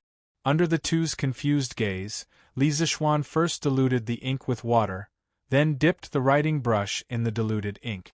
After that, he held the writing brush and painted the surface of the eyepiece and the objective lens of the telescope. "Hey, Marquis, it's fine if you don't want me to use this telescope, but why do you have to destroy it with ink? How can the binoculars be able to see clearly like this?" Li Chunfeng was heartbroken and tried to stop him. Li Zixuan did not stop. As he painted, he said, "Who said that I can't see clearly? This ink is diluted, so it won't block too much sunlight. It's just right for Taoist Master Li to observe the solar eclipse. This way, it can reduce the damage to your eyes." Strictly speaking, when observing a solar eclipse, it was necessary to use professional polarizing lenses, similar to sunglasses, to reduce the damage caused to the eyes by the sunlight. However, Li Zixuan couldn't make such lenses in a short time, so he thought of a simpler method, which was to use diluted ink to smear the lenses of the telescope. Although this method was simple, it was indeed effective. In modern times, many people used this method to observe solar eclipses. Other than that, they could also use exposed film, old floppy disks, protective lenses for welding, blackened glass, and so on to replace the professional polarized lenses. When Li Chunfeng heard this, he felt slightly relieved. After a few minutes, Li Zixuan finished painting both lenses of the telescope with diluted ink. He then said to Li Chunfeng, "All right, Taoist Master Li, you can do as you please. Although I've painted the lens with ink, please don't look directly at the sun for too long." "I know. Thank you so much, Marquis," Li Chunfeng said gratefully. Li Zixuan nodded, then turned around and left. After he left, Li Chunfeng immediately moved his eyes closer to the eyepiece of the binoculars. After a quick glance, he felt as if the whole world had been smeared with a thin layer of ink. The light was not as dazzling as before, and the clarity of the lens did not seem to be affected by the light. Because of this, Li Chunfeng was even more grateful to Li Zixuan. Around noon, the farmers in the fields packed up their farming tools and prepared to go home for lunch. The pedestrians and peddlers on the streets also went home or went to the restaurants. Everything looked the same as before. But at this moment, the originally clear and cloudless sky suddenly darkened. The sun that was still shining brightly a moment ago seemed to be partially blocked by something. As time passed, the area where the sun was blocked became smaller and smaller. Before long, the sun was completely blocked, and the entire world suddenly became as dark as night. Panic. Faced with the sudden darkness, the citizens' first reaction was panic. After all, it was still noon a moment ago. Now, the sky had turned completely dark. Many people had never experienced such a strange thing in their entire lives. How could they not panic when encountering such a strange thing? Inside and outside the city, the terrified screams of the commoners could be heard everywhere. The people outside hurriedly wanted to return home, but it was so dark that they couldn't even see their fingers clearly. How could they see the way home? The ghosts are here. All the evil spirits from hell must have come out. It's not evil spirits, It's the heavenly dog eating the sun. The heavenly dog is going to eat the sun. Everyone, take out your weapons and take out your gongs. If you don't have a gong, take out an iron basin. Let's scare the heavenly dog away together. What heavenly dog eating the sun? This is called a solar eclipse. According to Duke Yong, the moon happened to be in between the earth and the sun. That's why the sky suddenly turned dark. There's no heavenly dog or evil spirit. Then when will the sky turn bright? Soon, in less than 15 minutes, the sky will return to normal. As the night fell, the people were in a state of panic. However, after the initial panic, the people began to think about the solar system theory that had been circulating for the past few days. Thinking that even the imperial court had acknowledged the validity of this theory, the people began to calm down. Although the faint sounds of gongs and drums could still be heard in the streets, it was far less noisy than during the days of the heavenly dog. Thus, it was obvious that the article, Overview of Astronomy, that Li Zixuan published on Tang Daily a few days ago had some effect. At Yanhuang College, when the solar eclipse suddenly descended, the students were still in class. The sky suddenly turned dark, and the students were panicking at first. However, under the comfort of the teachers of the college, they quickly calmed down. Many bold students even walked out of the classroom, wanting to see what was going on. When they saw what was going on, they were instantly mesmerized by the wonderful scene in the sky. Wow! What a beautiful belt of light! That's the moon, right? The moon seems to be wearing a necklace. It's so beautiful! Someone exclaimed, and immediately, the students in the classroom ran out of the classroom to look up. During a total solar eclipse, the sun would gradually be blocked. At this time, not only would the sky turn dark, but it would also show strange colors. The temperature would drop by a few degrees, and the wind would blow. The birds would think that the sun had set and would prepare to rest. When the total solar eclipse began, the light from the sun's photosphere would continuously circle around the moon's edge until it surrounded the moon. At this time, the moon would look like it was wearing a necklace. The bright spots on the edge were called Bailey bead. It looked very beautiful.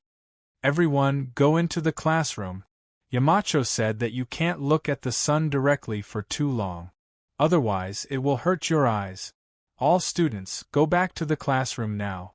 Even though the teachers of Yanhuang College could not help but marvel at the magnificent view in the sky, they still remembered Li Zixuan's instructions.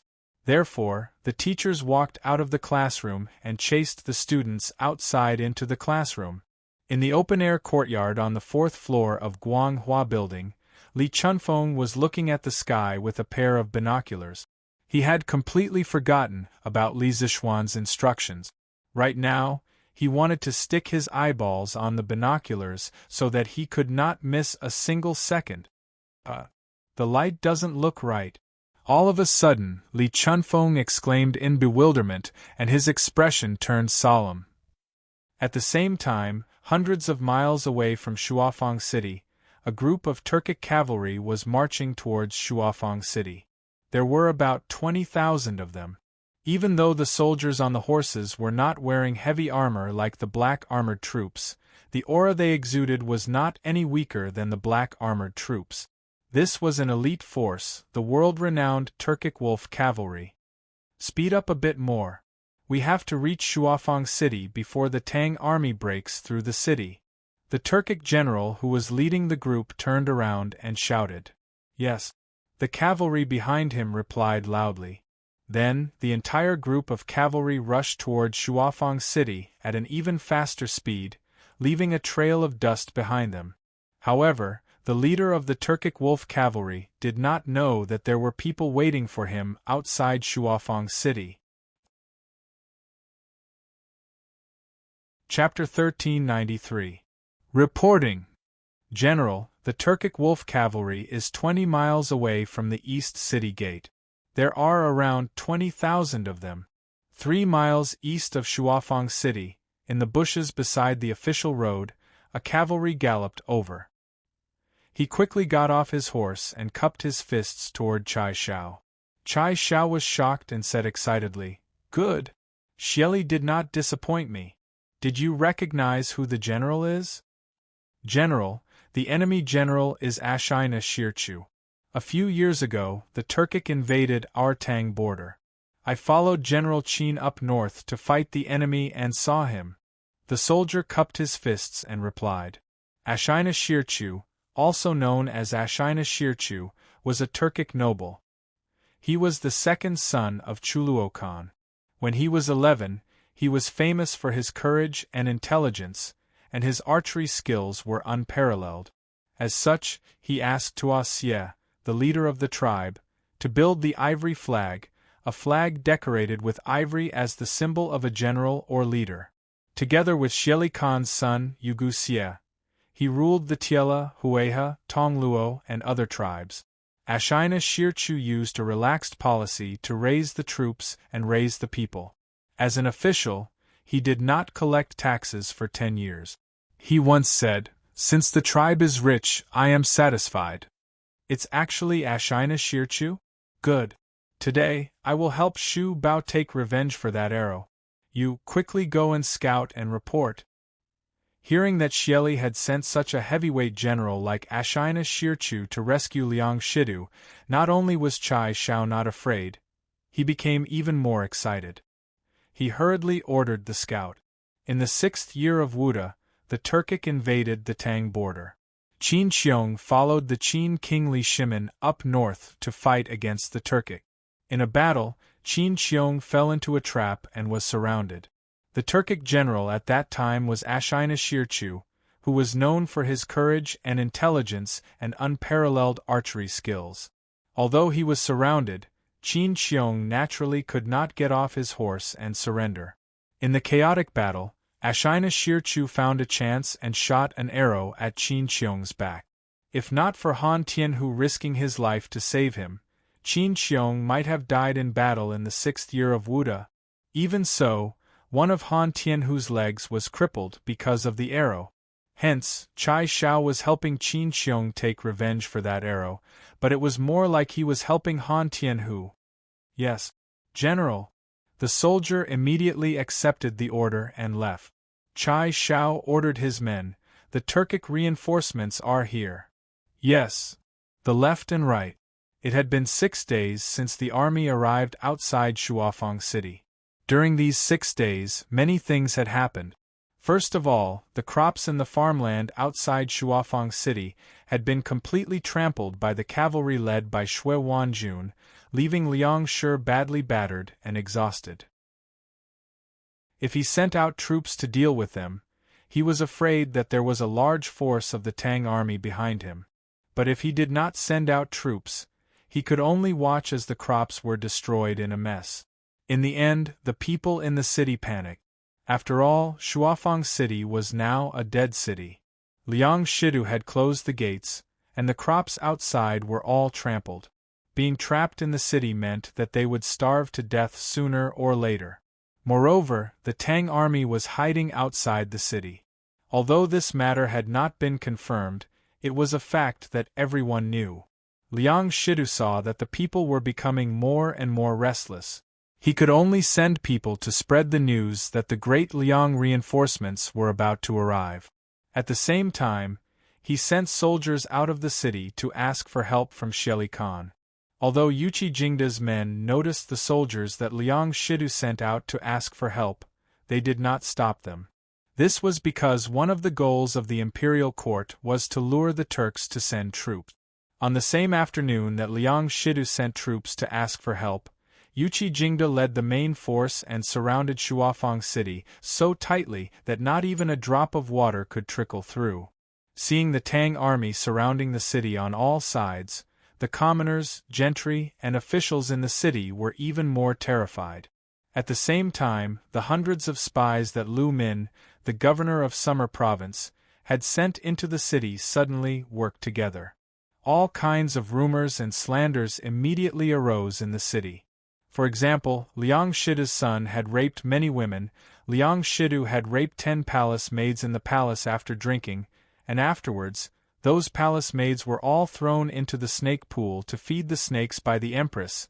Liang Shidu had raped the Tujue for his own glory and power, Liang Shidu had raped the wives of officials, and so on. All sorts of rumors and slander, regardless of whether they were true or false, were spread like they were true. As a result, Liang Shidu's reputation in the Great Liang fell again and again. Liang Shidu also wanted to find the Tang spies who spread the rumors, but he did not have the energy to do so. This was because there were many violent incidents in the city where the people fought against the officials. More importantly, there were also mutinies in the army. Although those mutinies were all mercilessly suppressed, the morale of the army was shaken. At this time, if he was not careful, he would lose everything. Thus, Liang Shidu did not dare to make any rash moves. He could only try to rope in some high-ranking generals, promising them high positions, wealth, and beauties. However, whether or not such roping could truly obtain their loyalty, only the heavens knew. Hiya! Purring, purring, purring. After waiting for about 2 hours, the place where Chai Xiao's army was hiding finally heard the sound of horse hooves in the distance. Chai Xiao's expression was extremely nervous. He ordered his men, "Send down the order. After the Turks enter our pocket formation, prepare the tripping ropes. Next, prepare the archers. Lastly, charge the cavalry." "Yes, General." The left and right generals received the order and left. Pung, pung, pung. The sound of horse hooves was getting closer and closer. The Tang soldiers lying in the bushes on both sides of the road could already faintly feel the earth trembling. 20 zhang, 15 zhang, 10 zhang, 5 zhang, 3 zhang. The Turkic wolf cavalry did not realize that anything was wrong. The entire army was still galloping at an extremely high speed. On the way here, they had already learned that Shuafang City was surrounded by the Tang army. They had to reach Shuafang City before it was breached, so they had to use their fastest speed. Rise! Whoosh, whoosh, whoosh! Someone shouted, and dozens of tripping ropes suddenly appeared on both sides of the road. The Turkic army was caught off guard, and a third of the vanguard was instantly tripped. The cavalry at the back had no time to slow down and avoid the tripping rope. Like dumplings being dropped into a pot, they fell into a pile of meat in front of them. Ambush! Ambush! Order the cavalry at the back to immediately slow down. Turkic Great General Ashina Shi-er had jumped down from his horse at this crucial moment, and now that he had stabilized himself, he hastily called out. But to completely slow down the Turkic wolf cavalry in this state was easier said than done. The powerful inertia caused batch after batch of cavalry to fall onto the soldiers who had tripped over them. Once all 4,000 of Ashina Shirchu's vanguard had fallen, the army finally came to a stop. Ashina Shirchu looked at the mountain of Turkic corpses in front of him, and although his heart ached, he knew that now was not the time to be sentimental. He hastily ordered the army to get back into formation. At this moment, several thousand Tang archers suddenly stood up from the bushes on the right side of the road. They knocked arrows and aimed at the Turkic army. Not good. Spread out the formation. Everyone, get on your horses. Charge. Ashina Shirchu grimaced as he hastily ordered. There should have been no problem with his command, but it was a little too late. Chai Xiao had waved his hand, and a dense rain of arrows immediately began to rain down on the Turkic army. Thwish, thwish, thwish. Squelch. The sound of arrows being fired and the sound of arrows piercing flesh rang out incessantly. Countless Turkic soldiers began to wail in agony. Charge! Get rid of their archers! Ashina Shirchu waved his saber to deflect the arrows flying towards him. At the same time, he led the cavalry around him and charged towards the Tang archers. He knew that at this distance, if he tried to escape, he would definitely be shot in the back by the Tang army. He could only brace himself and break through the Tang archers. Only then would he have a chance to fight the Tang army head-on and have a chance of survival. At this moment, the ferocity in the bones of the Turkic people was on full display. Although many of the Turkic soldiers still had arrows in their bodies, they still fearlessly followed Ashina Shirchu and charged at the Tang army. Even if their clothes were stained with blood, they still did not care. The Turkic wolf cavalry was indeed a world-renowned elite cavalry force, and their reputation was well-deserved. Chai Xiao's eyes darkened. Even as an opponent, he could not help but admire this cavalry. He stretched out his right hand and was about to order the cavalry behind the Tang army to charge when a strange scene that no one had expected appeared. A moment ago, the sun was still high in the sky, but at this moment, the sky suddenly darkened. Soon, it was so dark that one could not even see one's own fingers. Faced with this bizarre scene, not only were the Turkic cavalry panicking, even the Tang army began to stir. Everyone was at a loss for what to do. The attack of the Turks paused for a moment, and the military order that Chai Xiao wanted to give also paused for a moment.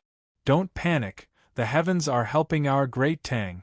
Archers, listen to my order. Aim at the Turkic people and shoot with all your might. The rest of the soldiers, prepare the tripping ropes and make the Turkic people fall from their horses. Although the weather was bizarre, Chai Xiao quickly calmed down at this crucial moment. He suddenly thought of a plan and circulated his internal energy as he shouted. His shout was not only heard by the Tang army, but also by the Turkic people on the road. Chai Xiao's idea was very simple. Since the sky had suddenly turned completely dark and his army could not see, the Turkic cavalry could not see either. With his shout, the Turks wouldn't be able to see their surroundings in the pitch-black environment. They would definitely be afraid of the tripwires on the ground and wouldn't dare to charge in this direction. At this time, the archers would be able to take this opportunity to shoot a few more volleys in the direction the Turks had originally come from. Otherwise, if the Tang cavalry charged forward in this pitch-black environment, there was a high chance that they would accidentally injure their own men, and the outcome would be very difficult to predict. The gains would not make up for the losses. As expected, in this pitch-black environment, the moment Chai Xiao said that there were tripping ropes on the ground, the Turkic wolf cavalry immediately slowed down. After all, the tripping ropes had already caused the Turkic army to lose 3,000 to 4,000 men. Although the Turks had slowed down their horses, the Tang archers did not slow down at all. Although they did not know when Chai Xiao had hidden the tripwires by the side of the road, at this time, they only cared about obeying orders and firing in the direction of the Turk cavalrymen. In truth, the Tang army's tripping ropes were all on the road. There was not a single one on either side of the road. Chai Xiao was completely tricking the Turkic people. Even though they could not see anyone, they still remembered the general direction and only needed to shoot in that direction. In any case, there were many Turkic people, so they would definitely be able to hit them. Thwish thwish thwish thwish thwish. In the darkness, countless arrows were fired at the Turkic army. At this time, the Turkic people had tripping ropes in front of them, preventing them from charging at full speed. But if they turned around and fled, they would definitely crash into their comrades in this darkness. Moreover, their backs would likely be turned into a beehive by the Tang army. They were in a dilemma. At this time, the Turkic army was truly in a dilemma. Retreat. All soldiers, retreat. The rear army will become the front army, and the front army will become the rear army. Everyone, retreat. The Tang army had closed their eyes. After several volleys of arrows, the Turkic army could be said to have suffered disastrous losses. Why did he say that they had closed their eyes? Because it was pitch black right now. Wouldn't those archers be shooting arrows with their eyes closed? Ashina Shirchu knew that in this situation, the Turkic army had no way of fighting the Tang army. He did not know what kind of witchcraft the Tang army had used to make the sky suddenly turn dark, but even if the sky was bright again, he would still not be able to defeat the Tang army with these defeated soldiers. It was better to make a prompt decision and decisively give the order to retreat. This way, he could preserve some of his strength and make a comeback after returning. Naturally, a messenger passed down Ashina Shirchu's order. The Turkic army immediately changed their formation, leaving behind a trail of corpses. Then, relying on their memories, they fled toward the road. Hearing that the Turkic army was about to escape, Chai Shao panicked. Arrows had a range. If the Turkic army escaped the range, he would be completely helpless. But in this dark environment, if he rashly ordered the cavalry to give chase, not only would they not be able to catch up, the cavalry might even trip over themselves because they could not see the road clearly. At this moment, a miraculous scene appeared. A corner of the sun suddenly appeared in the sky. Soon, the exposed part of the sun grew larger and larger, and soon, the sky was bright again. The sudden change from night to day made it difficult for everyone to get used to this intense sunlight. Chai Shao covered his eyes for a moment, and after getting used to the intense sunlight, he roared, "All soldiers, hear my order. Get on your horses. Pursue." "Yes." The Tang soldiers replied loudly, and not long after, Chai Shao led 30,000 elites in pursuit of Ashina Shirchu. It was said that a cornered enemy should not be pursued, but today, he had to pursue these defeated Turkic soldiers. Chapter 1394. While Chai Shao and Ashina Shir were fiercely fighting, a major event was taking place in Shuafang City, a major event that could affect the war. Although Liang Shidu had predicted that there would be Tang soldiers outside Shuafang City, he had thought that they would only be soldiers from the Summer Province, and there wouldn't be too many of them. Who could have imagined that there would be tens of thousands of elites brought by Yuqi Jingda from Chang'an? Thus, even when Yuqi Jingda had led his army to besiege the city, Liang Shidu's mind was still in a daze.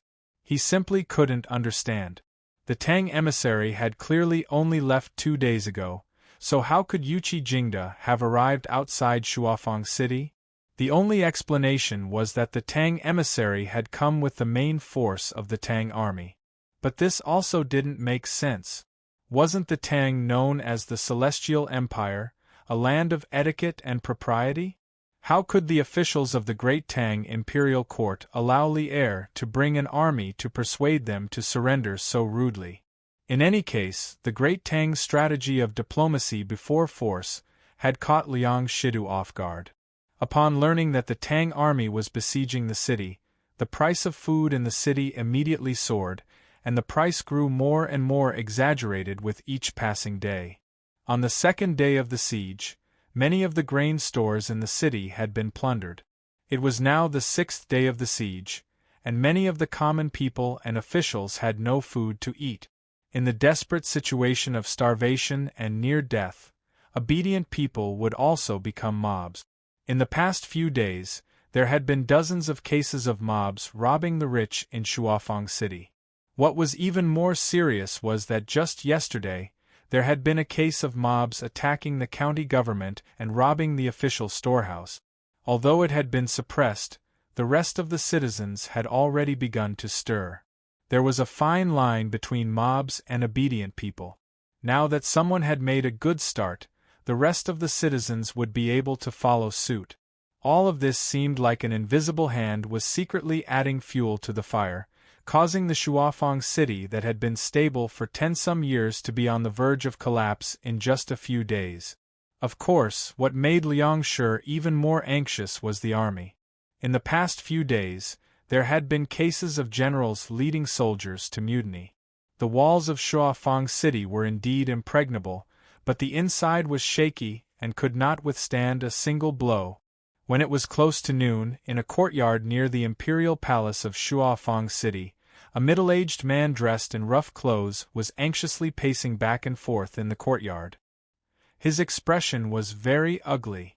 "Your Highness, General Xian has already come out from the palace." Just at this moment, a soldier came before the man and bowed. The man hurriedly asked, "How is it? Did my brother agree?" The soldier shook his head and replied, "Your Highness, His Majesty did not agree. It is said that he even scolded General Xian. He said that as the ruler of De Liang, he would rather die than surrender. It turned out that this man in rough clothes was Liang Shidou's younger cousin, the Prince of De Liang, Liang Luoren. This brother did not have any other skills, but he could eat a lot. It was not an exaggeration to call him a glutton. Shuafang City was now surrounded on all sides, and the crops outside the city had been trampled. Even if the Tang army retreated, De Liang would face a shortage of food this year. As a glutton, how could Liang Luoren endure this? Thus, among the high-ranking officials of De Liang, Liang Luoren was the one who wanted to surrender to De Liang the most. After all, if he followed De Liang, he would not lack food and drink, right? However, although he had this thought, Liang Luoren did not dare to reveal it. This fellow had always been timid, so he encouraged the generals close to him to persuade Liang Shidou to surrender. At this moment, after learning that Liang Shidou was unwilling to surrender to De Liang, Liang Luoren's face was filled with displeasure. After a moment of hesitation, he viciously said, My good big brother, since you don't know what's good for you, then don't blame me. What a glutton was most afraid of was not having anything to eat. Whoever did not give him food to eat, he would take that person's life. At this time, even the most timid person would take the risk when forced into a corner. The heavenly dog is eating the sun. The heavenly dog is eating the sun. At this moment, the sky suddenly darkened, and the cries of the commoners could be heard from outside the mansion. Your Highness, this heavenly dog eating the sun has always been seen as the omen of a country's demise. Now that it has appeared in De Liang, I'm afraid that De Liang is not far from its demise. At this moment, the soldier beside Liang Luoren said with a face full of fear. De Liang should have been destroyed long ago. Unfortunately, some people are still stubbornly holding on. Liang Luoren coldly snorted and said a rebellious sentence. The soldier next to him kept quiet out of fear, not daring to say anything.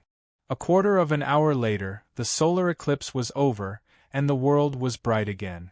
Liang Luoren said, Now that the celestial phenomenon has appeared, it means that De Liang's fate has come to an end. Quickly prepare a horse. This king wants to see General Xian. Yes. Reporting to the chief steward, General Chai encountered the Tujue wolf cavalry at the east gate.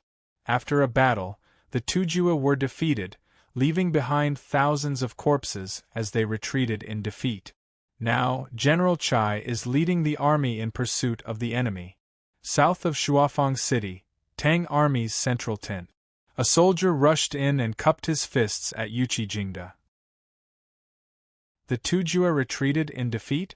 Good job, Sikhang. Hearing the good news, Yuchi Jingda laughed loudly and said, Quickly tell this chief steward about the battle.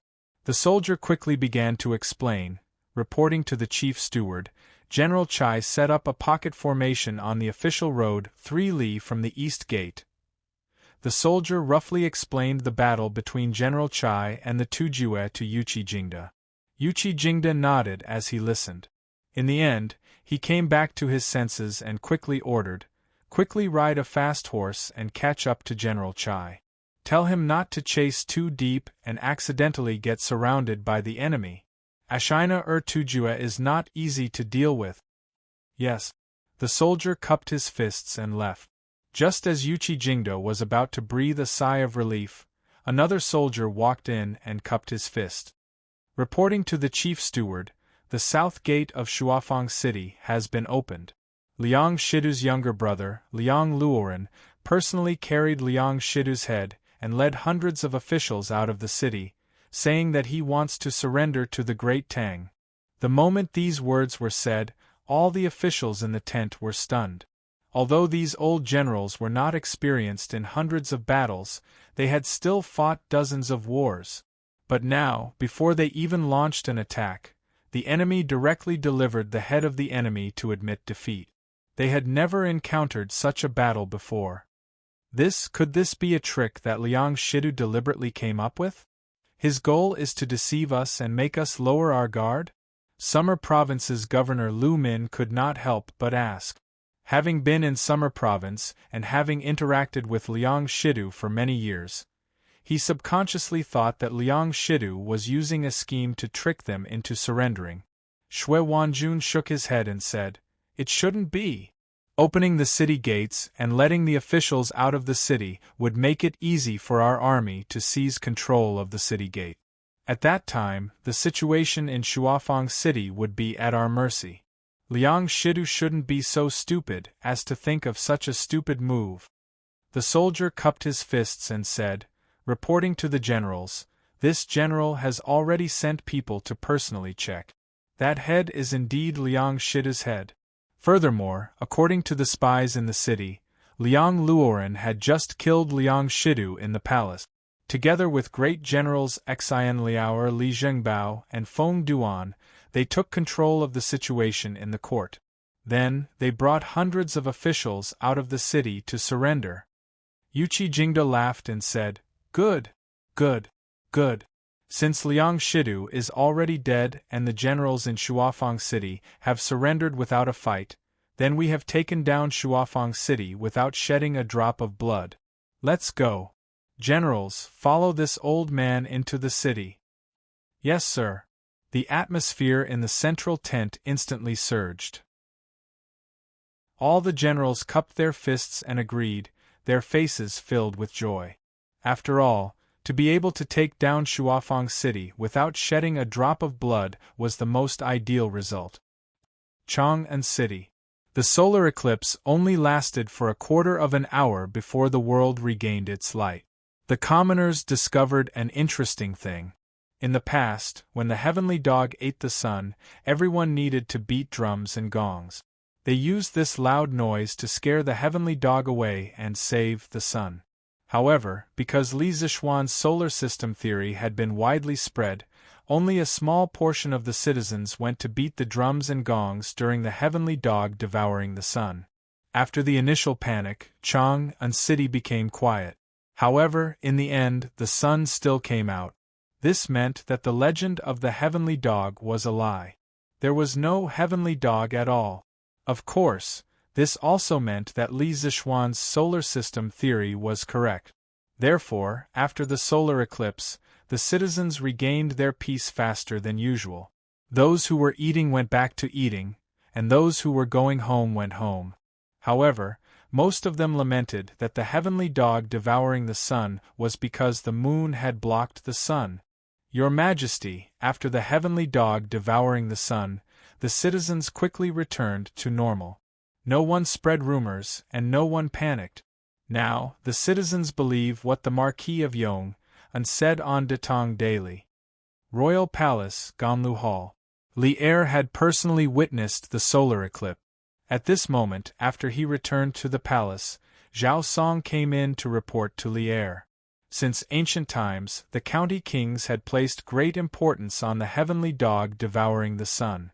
Therefore, after the solar eclipse, Zhao Song sent people out of the palace to investigate the citizens' customs. When Li Er heard this, he smiled and said, "Good. This way I can rest assured. After all, if someone took the opportunity to mislead the people, although the imperial court has the ability to quell the rebellion, in the end, the people will be the ones to suffer. Send the Minister of War to commend Li Zixuan on my behalf." This small matter was not enough to confer Li Zixuan an official title, but it was still necessary to commend him. Zhao Song smiled and said, "This old servant obeys." Cloud Mountain, Yanhuang Courtyard. Li Zixuan, who had just finished admiring the solar eclipse, was sunbathing in the courtyard. At the same time, he was thinking about the situation in Shuzhong and the front line of Shuafang City. That's right, when the solar eclipse came, he was seriously admiring this rare astronomical spectacle. This guy used 2 lenses covered in ink as sunglasses to admire the solar corona during the solar eclipse.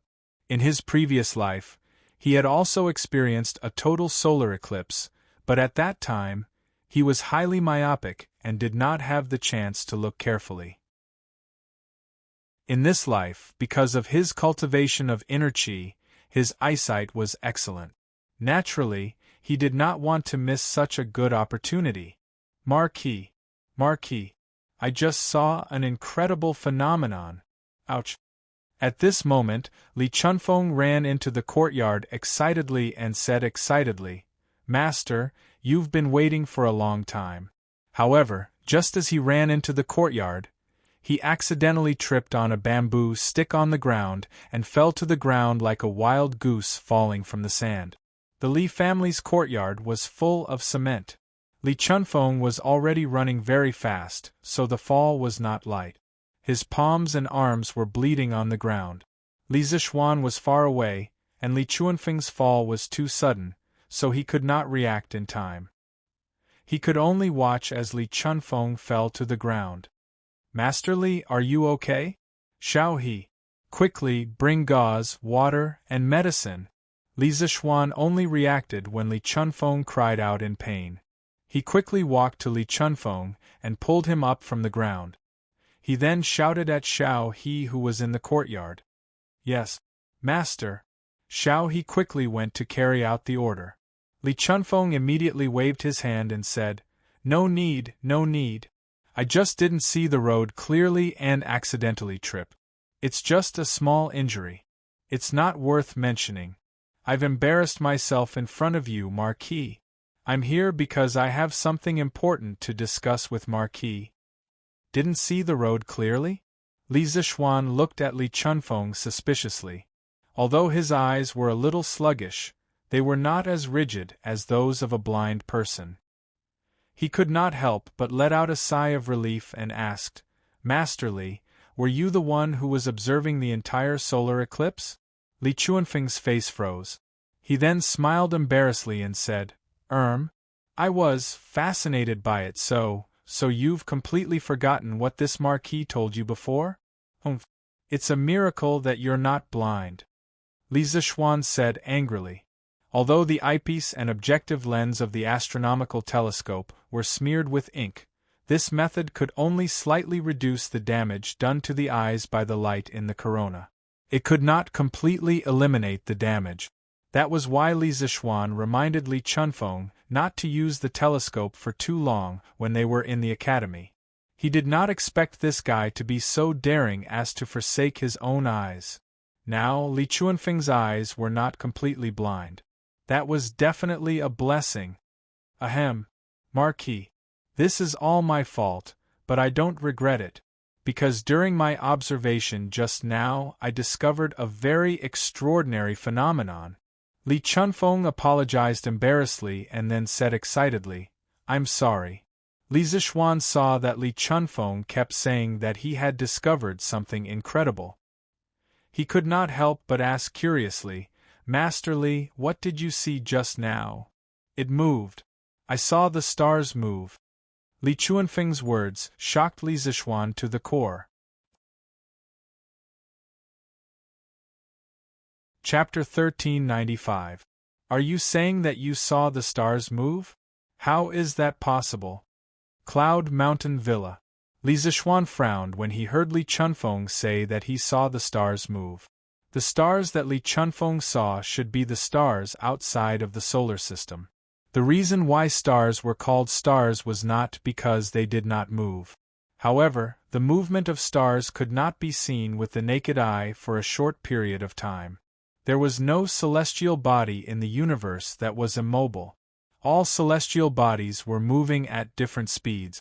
Not only did stars move, but they also moved at the speed of the universe.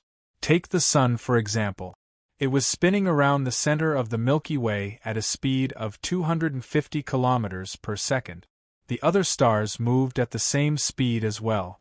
The reason why stars did not move was because they were too far away from us. We could not see their movement in a short period of time. Therefore, they were called stars.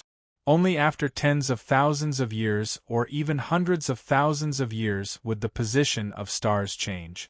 That was why Li Zixuan did not believe Li Chunfeng when he said that he saw the stars move. It's true. It's true.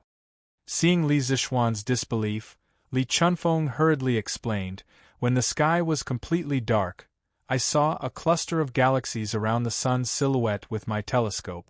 I observed this cluster of galaxies last year and even drew a star map.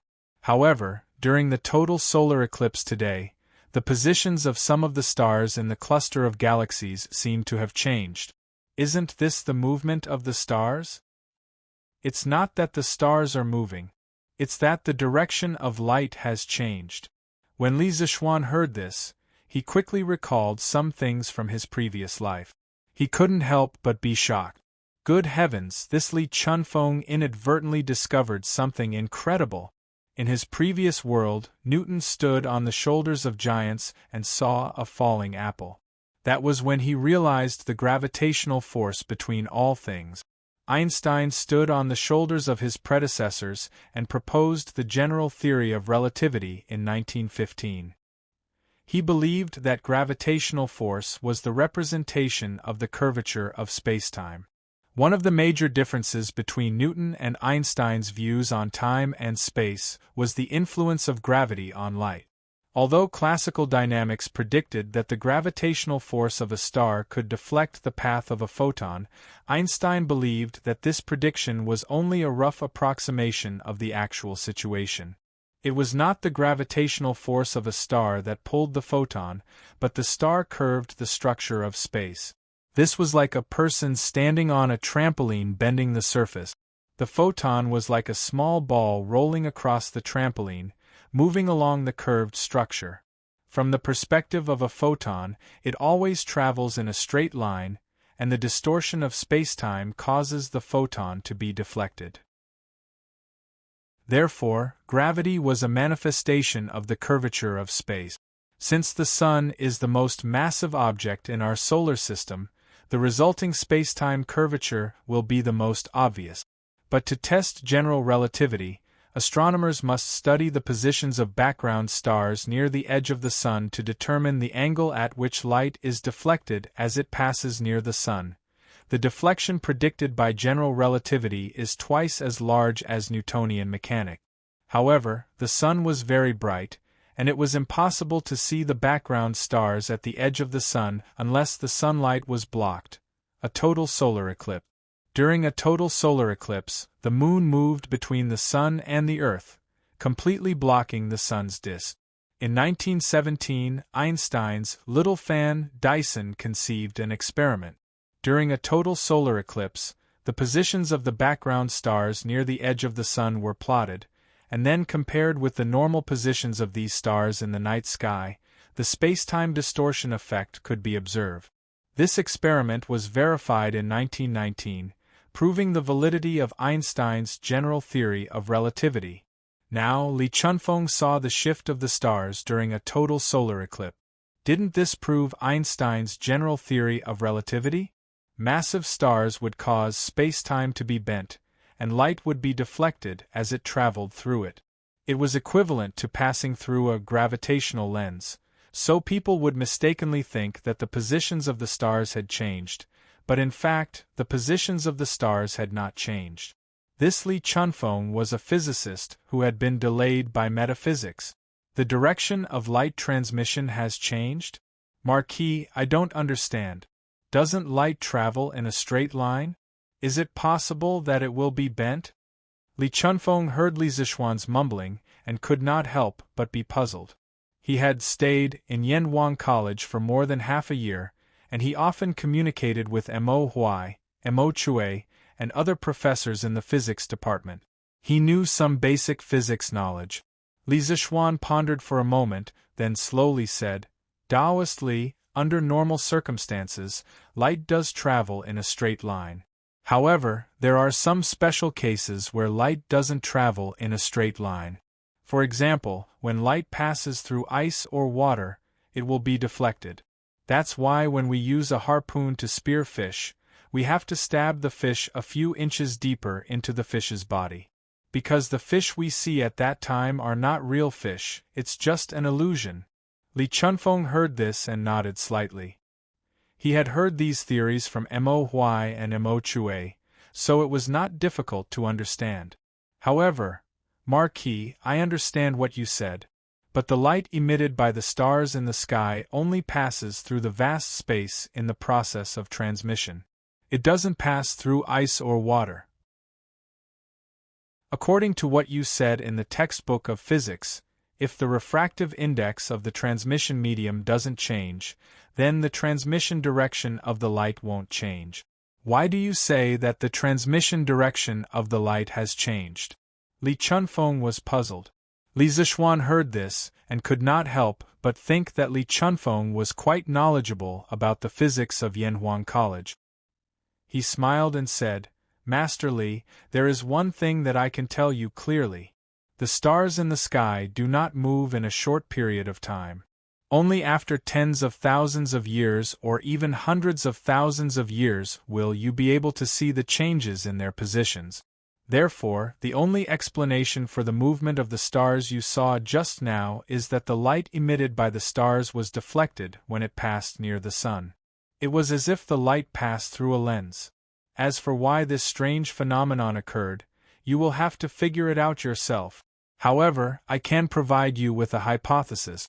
The sun is a star, and its weight is much heavier than the Earth. The space near the sun is different from the space in other places. When the light passes by, it may be deflected or absorbed by the sun. As for the specific reason, you will have to figure it out yourself. As the most famous quack in the Tang Dynasty, Li Chunfeng's life was undoubtedly very glorious. He even left a deep mark in the history of Chinese civilization. Li Zixuan wanted to drag Li Chunfeng into the pit of physics. He wanted to see what kind of sparks would be created when a metaphysician collided with physics. In the 21st century, there was a popular saying that the end of science was metaphysics. When a scientist climbed to the top of the mountain, a metaphysical or Buddhist master would have been waiting for him for a long time. Einstein once said, "Religion without science is lame, and science without religion is blind." Space, time, and matter are all illusions of human cognition. Metaphysics was the study of the universe itself. It mainly studied the origin of Tao, which was opened, passed down, and developed by the ancestor of humanity, Fu Xi, the Yellow Emperor, King Wen, Laozi, and Zhuangzi. The origin of Qi was a concept of the universe with a strict logic system. It was the core value of Chinese civilization. If one looked at it carefully, some parts of metaphysics actually had the shadow of science. It was very interesting to let a senior metaphysician study science. Perhaps Li Chunfeng could become a big name in science in the future, even more awesome than Newton and Einstein. This was definitely not impossible. After listening to Li Zixuan's words, Li Chunfeng's face gradually became serious. After a moment of silence, he muttered to himself, "This star can change the direction of light transmission. This is unbelievable." In the past, he boasted that he was proficient in metaphysics and could see through everything in the world. However, after talking to Li Zixuan, he suddenly felt small and insignificant. He felt that the knowledge in his mind compared to Li Zixuan was like a firefly competing with the bright moon. For the first time, he felt that Li Zixuan was unfathomable and unfathomable. Li Zixuan smiled. "This is not unbelievable. The physics taught in Yanhuang College is still relatively basic. It does not involve the movement of celestial bodies. In the later advanced physics classes, students will be introduced to a force called gravity. The heavier an object was, the stronger the gravitational force it produced. The heavier a star was, the stronger the gravitational force it produced. It was difficult for mortals to estimate its weight, and the stronger the gravitational force it produced. Perhaps there is a type of star that is infinitely heavy and has an infinitely strong gravitational force. It can swallow everything, even the light around it. Who knows? The thing that he mentioned that could swallow everything was a black hole. Li Chunfeng's expression changed when he heard that. If there really is such a celestial body, won't all living beings in this world experience a world-ending catastrophe? He asked in horror. Li Zixuan shook his head and said, "All living things have their own destiny. As a Taoist, How can you not see this point clearly? How vast is the universe? How vast are the stars in the sky? Who can be sure that there is such a star that can swallow everything that I mentioned? Even if there is, it might not be near Earth because the universe is so vast that Earth is equivalent to a speck of dust. In terms of pure probability, the probability of us being swallowed is very small. I've lost my composure. The Marquis's words are reasonable. Li Chunfeng looked ashamed. He put his hands together and bowed to Li Zixuan. After pondering for a while, he said seriously, Marquis, I have a presumptuous request. I hope that Marquis will allow it. Li Zixuan's heart skipped a beat. He quickly said politely, Taoist Master Li, feel free to speak your mind. I will do my best to help. Thank you, Marquis. Li Chunfeng thanked him first and then said, Marquis, please forgive me. I want to stay in the Yanhuang Academy. I have always felt that Lord Marquis's work seems to contain the supreme mystery of Taoist metaphysics. If I can understand it, I may be able to successfully deduce the fate of the Tang Empire for the next hundreds or even thousands of years. This is my life's wish. The pushback diagram. After listening to Li Chunfeng, Li Zixuan subconsciously thought of the number 1 book of Chinese Taoist prophecy, the pushback diagram. Legend has it that Li Shimin ordered 2 famous Taoist masters, Li Chunfeng and Yuan Tiangang, to write it in order to predict the future of Tang. It combined the study of astronomy, poetry, riddles, and pictures into one. Now Yuan Tiangang had not yet entered the imperial court, and Li Chunfeng was only in his 20s. Naturally, no one could write the pushback diagram. When Li Chunfeng was proficient in physics and truly recognized the universe, what would the pushback diagram be like? Li Zixuan was looking forward to it. Although you and I don't study under the same teacher, we are both from the same school of Taoism. I have no reason to reject your request. However, the knowledge of Yanhuang College can only be known by the students and teachers of Yanhuang College. Taoist Master Li, you were able to learn some knowledge about physics from Mr. Mo, which is considered a violation of the rules of the college. Yanhuang College has been implementing a comprehensive confidentiality policy since a while ago. From now on, no one from Yanhuang College will be able to learn the knowledge of Yanhuang College. This is my decision, and it is also His Majesty's decision. Taoist Master Li, you are now working in the Bureau of History. You are not part of Yanhuang College. According to the confidentiality policy, you cannot stay in Yanhuang College to study engineering. Li Zixuan thought for a moment and shook his head.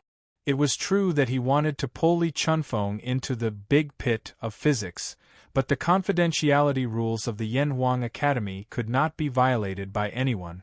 In the past, Li Chunfeng was able to learn some physics knowledge from Mo Huai and Mo Chue because the Academy had not fully implemented the confidentiality rules. Now that they had started to implement confidentiality management, he had to abide by the rules. If Li Chunfeng wanted to stay in the Academy, he had to solve the problem of his identity first. Li Chunfeng was silent for a while. Then, he cupped his hands and said, I see. I was too impulsive when I tried to learn engineering from the college. I apologize to Marquis. Li Zixuan smiled and said, Taoist Master Li, you don't have to apologize. It was the college's fault for not having a complete system.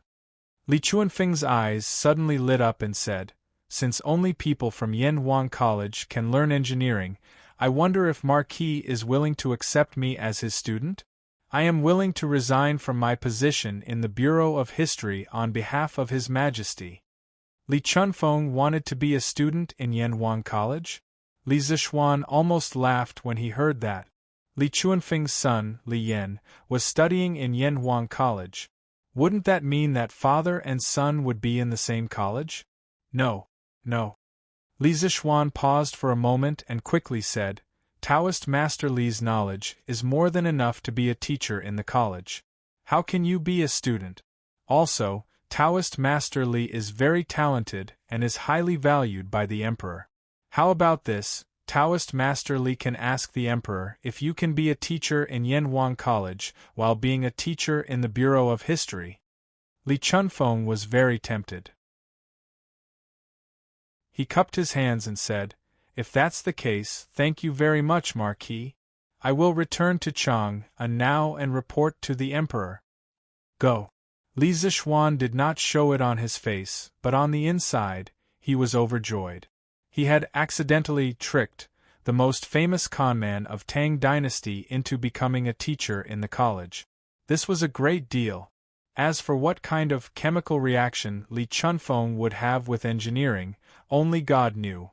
However, Li Zixuan was looking forward to it. Chapter 1396. What's wrong, Your Majesty? Are you still worried about the drought? In the evening, Empress Zhongsun came to the sweet nectar hall with a bowl of porridge. She saw Li Er sitting on the dragon couch with one hand supporting his chin. His brows were furrowed, and he had an appearance of great bitterness and hatred. Clearly, his mood was not good. Thus, she carefully walked forward and asked softly. Li Er snorted and said with a disgruntled expression, Li Chunfeng came to see me just now.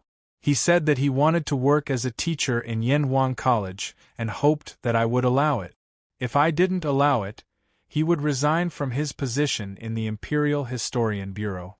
Guanyin maid, don't you think this is infuriating? Don't tell me that the position I gave him is not as good as a teacher in Yanhuang College? Empress Zhongsun couldn't help but smile and asked, "Did Your Majesty allow it?" Li Er was even more annoyed. "Can I not allow it? Li Chunfeng is so young and he is already proficient in the 5 arts of Taoism. As long as he is trained, he will be the best candidate for the position of Imperial Historian. If I don't allow it, won't I lose a talent and look like I have no tolerance?" Li Er was the only one who could do that. If it were any other emperor in the future, they would definitely order Li Chunfeng to be fired if Li Chunfeng made such demands and conditions in front of them. It had to be said that Li Er was very tolerant towards those who were truly capable and capable. For example, Li Zixuan. Although he had made many mistakes, Li Er never gave him any substantial punishment. Empress Zhongsun smiled and came to Li Er's side. She gently massaged Li Er's temples and said with a smile, "Your Majesty, there is no need to be angry. Whether it is the Imperial Historian Bureau or Yanhuang College, they all belong to Your Majesty. Now that Li Chunfeng is willing to work as 2 people, it proves that he wants to double his loyalty to Your Majesty. Your Majesty, why don't you accept it?" Li Er was stunned and then laughed. "Ha! Guanyin maid is right. Both the Yanhuang Academy and the Taisha Bureau belong to me. Li Chunfeng's action is also a show of loyalty to me. Guanyin maid, you are really smart. Ha! What? Father? Are you saying that you will stay in the academy as a teacher in the future?" There was a small shop in Yanhuang College. After school, Li Chunfeng called his son, Li Yan, over for a quick meal at Gu Xiaomao's tavern.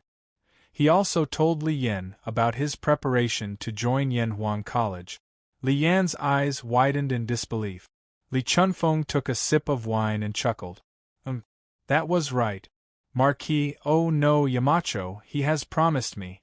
Tomorrow, I can officially join Yanhuang College and become a teacher. In the future, I will have more time to stay in Yanhuang College." Li Yan was silent for a long time before he finally accepted the news. After a pause, he asked, "Father, what about your job at the Taisha Bureau? Did you resign from your position in the Imperial Court?" Li Chunfeng smiled and said, "You don't have to worry about this proverb. His Majesty has given me permission to work in the Imperial Historian Bureau and teach in the Academy. So I still have my official position, but I will have to travel between Chang'an and the Academy in the future." Although Li Chunfeng could give up his position in order to pursue the truth, it did not mean that he did not like being an official. Especially with his current position in the Taisher Bureau, the Yamen was a place for him to use his knowledge. On the other hand, Yanwang College was a place where he could continue to recharge.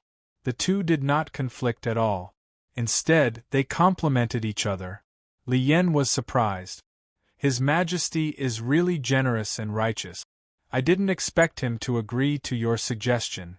That's great. However, Father, the reason I came to Yanwang College was to find out the depth of Yamacho's destined one. Why are you here now? In the end, Li Yan was a little depressed and confused. In his impression, his father was determined to be a top Taoist metaphysical sorcerer who could predict good and bad luck and deduce the fate of the country. Why would he be interested in teaching at Yanwang Academy now? Li Chunfeng was silent for a long time and said gloomily in his heart, "Can your father say that I was wrong? I only saw that Li Zishuan was the destined one, but I didn't see that his knowledge was as vast as the sea, unfathomable and admirable? Ahem. As the saying goes, what mountain elder has learned is rather complicated, but the supreme profoundness seems to have some kind of connection with the 5 arts of Taoism." Thinking of how Mountain Elder used to be spiritual master Ling Su's disciple, this point is not difficult to explain. Perhaps spiritual master Ling Su's Tao is very different from my master's Tao, but in the end, they all lead to the same destination. Therefore, if I want to improve my 5 arts of Taoism, I must stay in Yanwang College and study Yamacho's Tao. Li Chunfeng was silent for a moment and whispered to Li Yan. Li Yan was shocked and said, "I see.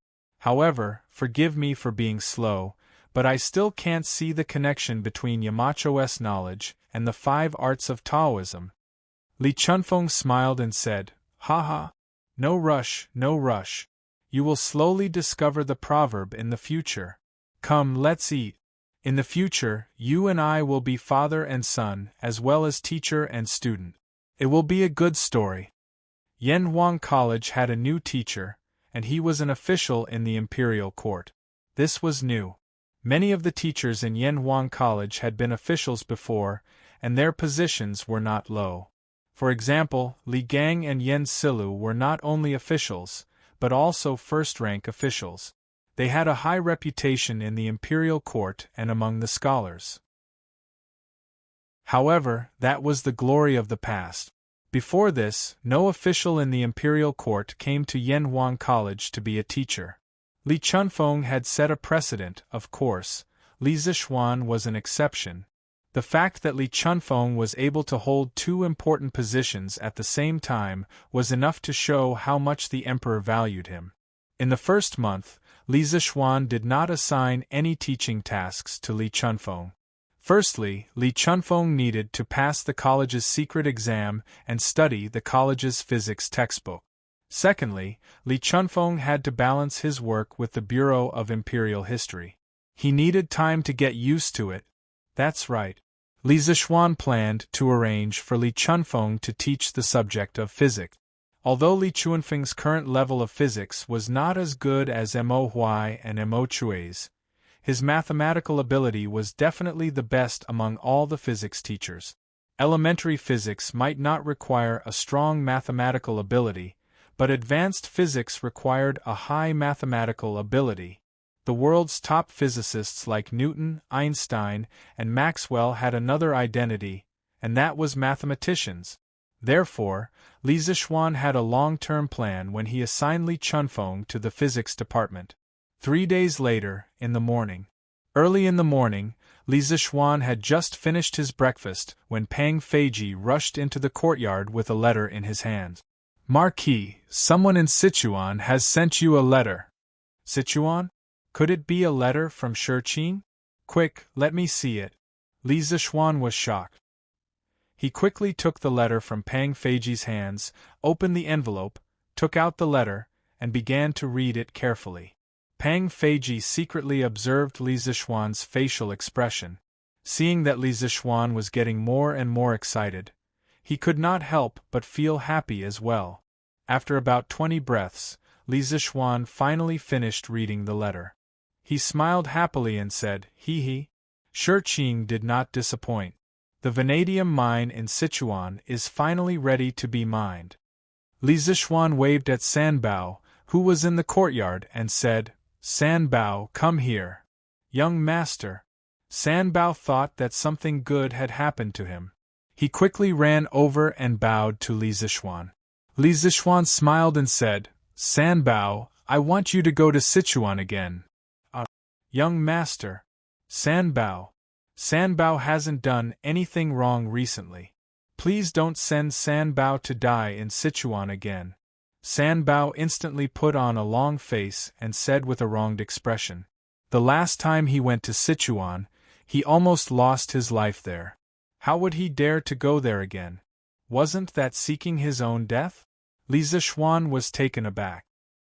He immediately understood that this fellow had misunderstood his meaning. Thus, he slapped the back of Sanbao's head in exasperation and said, What are you talking about? Why would I send you to die? Don't worry, the leader of the Chang people in Sichuan has already agreed to let us mine there. This time, not only will they not make things difficult for you, they will also treat you with respect. The governor of Izhou will also take care of you. Sanbao was stunned. He said with surprise, Young master, is that true? The leader of the Chang people really won't chase after Sanbao anymore? Li Zishuan snorted and said, Of course it's true. Why would I lie to you? Sanbao, I'm sending you to the center of Sichuan to take charge of the mining. You'll be in charge of the allocation of money, grain, and manpower. I'll send 2 accountants and a team of guards to follow you to the center of Sichuan. You must send back a few batches of vanadium, or as soon as possible. Sanbao was flattered when he heard that. He said, Young master. Sanbao can run errands, but I don't have the ability to be in charge of the mining of the vanadium. Li Zishuan smiled and said, You little brat, I gave you such an important task, and you didn't accept it. But you don't have to worry, there will be a student from the academy there to help you. He is familiar with the local Chang people and the local government. You just have to help me take care of the money. Shurqing said in the letter that he wanted to wait until the vanadium was completely mined and the road in Sichuan was completed before returning to the academy. Li Zishuan thought about it and did not object. This child's dream was to benefit the people in his hometown. This time, he would treat it as an off-campus practice. Sanbao was relieved and said, Then no problem. Sanbao will pack up and go to Sichuan again. Li Zishuan nodded and sent someone to find Wang Zhong. He transferred 50,000 strings of coins from his family to start the mining and road construction. He was going to send the guards to escort Sanbao to Sichuan. Speaking of which, the use of the Tang yuan was not popular in Sichuan yet. In the letter, Shurqing said that Gao Shirlian hoped that Li Zishuan could open the Yanhuang Bank in Sichuan so that the people and merchants there could start to use this currency that was 100 times more convenient than copper coins. Li Zishuan naturally had no reason to disagree. After all, in history, the first place to use paper money on a large scale was in Sichuan. This time, he was not just sending people to Sichuan to mine the vanadium. He wanted to bring the bank, the Chiziu Pavilion, the Chiziu culture, the Datong Daily Office, these new things, as well as some famous shops in Chang'an City. Bashu had always had the reputation of being a land of abundance. Its grain output was astonishing, and during the struggle for supremacy between Chu and Han, the grain from Bashu alone was enough to feed Liu Bang's hundreds of thousands of soldiers. If they could revitalize Bashu's transportation and economy, it would be of great benefit to the Great Tang. Hence, after arranging the initial funds for the mining and road construction, Li Zishuan invited a few members of the Yanhuang Chamber of Commerce, the managers of the Chiziu Pavilion and Chiziu Culture, Ma Zhou from the Datong Daily Editorial Department, and the current king of Shu, Li Ku, to discuss setting up a bank, shops, and newspapers in Sichuan. Everyone contributed funds, manpower. In the end, they formed a huge army to assist Sichuan. They were prepared to follow San Bao to Sichuan the next day. Of course, the Yanhuang Bank was now a state-owned property. If they wanted to set up a branch in Sichuan, they would have to inform Li Er. Even though they knew that Li Er would not object, they still had to report to him. This was a matter of principle. Hence, around 5 p.m., Li Zishuan rode his horse down the mountain and prepared to meet Li Er in the palace.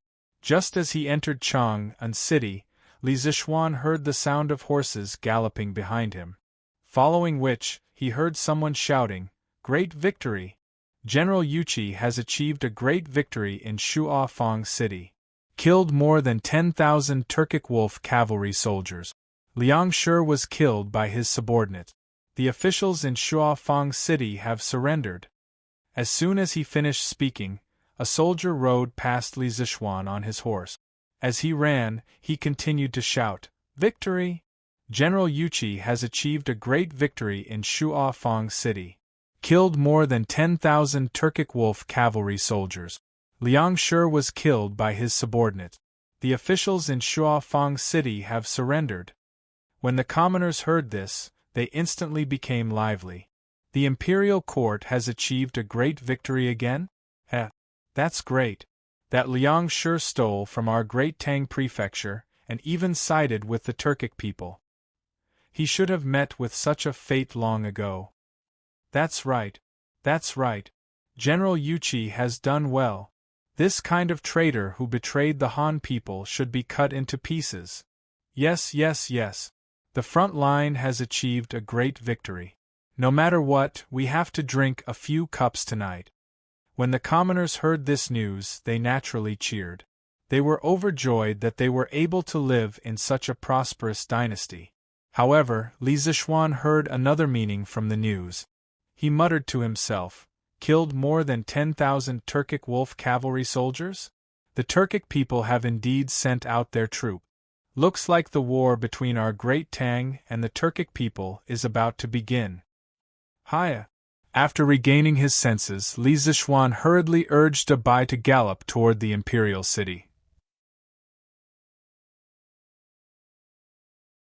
Chapter 1397. 2 in 1 chapter. 4th month, 22nd day, General Yuqi led 50,000 elites and joined forces with the 30,000 Summer Province House Army. On the same day, they entered the forest outside Shuafang City. Xin Fa and Zhongchang, the two Taichung temple officials, went to Shuafang City to persuade Liang Shidu to surrender, but to no avail. Seeing this, General Yuqi ordered Summer Province Governor Lu Min to send spies into the city. He also sent General Shui to lead cavalry and trample all the crops outside the city. When Liang Shidu heard the news, he guessed that the great Tang army was outside the city. The next day, he locked down the city gates, not allowing anyone to enter or leave. In the next few days, General Shui led his cavalry to trample the crops outside the city. After all the crops were trampled, on the 25th day of the 4th month, General Yuqi led his army to surround Shuafang City, surrounding it but not attacking. At this time, due to the lack of food, the people in Shuafang City were panicking. Rioters rose up and the army mutinied. In order to get out of this situation as quickly as possible, Liang Shidu sent many cavalry to break out of the encirclement and seek help from the Turks. On the 27th day of the 4th month, Turkic General Ashina Shirchuan led 20,000 Turkic wolf cavalry to assist Liang Shidu. However, he did not know that General Chai had already set up a pocket formation in the wilderness. Caught off guard, the Turkic army suffered heavy losses in the first clash. The day after, when the sun began to eat, General Chai took advantage of the darkness to rain arrows on Ashina Shirchuan. When the sun rose, the Turkic army threw away their armor and fled.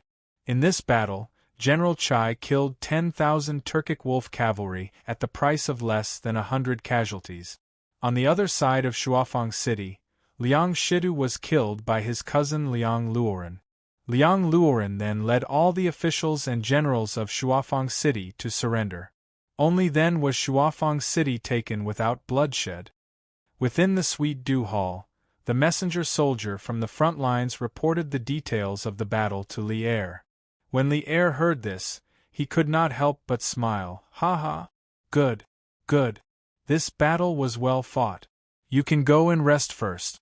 When the army returns to court, we will reward you according to your merits. Yes, Your Majesty. This general will take his leave. The soldier cupped his fists and hurriedly left. Li Er was in a great mood, and was preparing to head to the inner palace to share this good news with Empress Yongsun when another eunuch walked in and said, Your Majesty, the Marquis of Yong requests an audience. Li Er was stunned and stopped in his tracks. He sat back down and said, Let him in. Here. Not long after, Li Zixuan came in from outside the hall and greeted Li Er. This subject pays his respects to Your Majesty.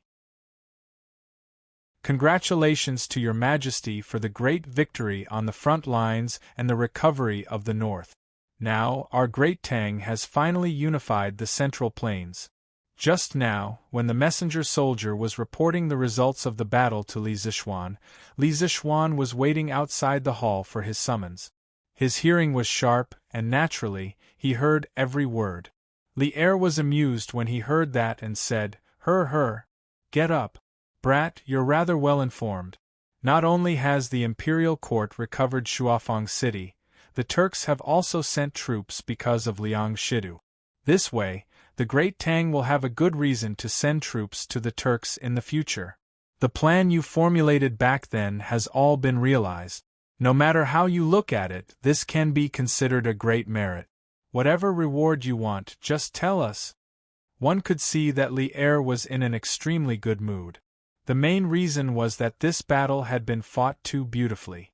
Not only had they recovered the north that had been isolated for 10-some years, they had even lured Sheli Khan to send troops. It was simply too perfect. And all of this was thanks to Li Zixuan's strategy of using peaceful means before resorting to force.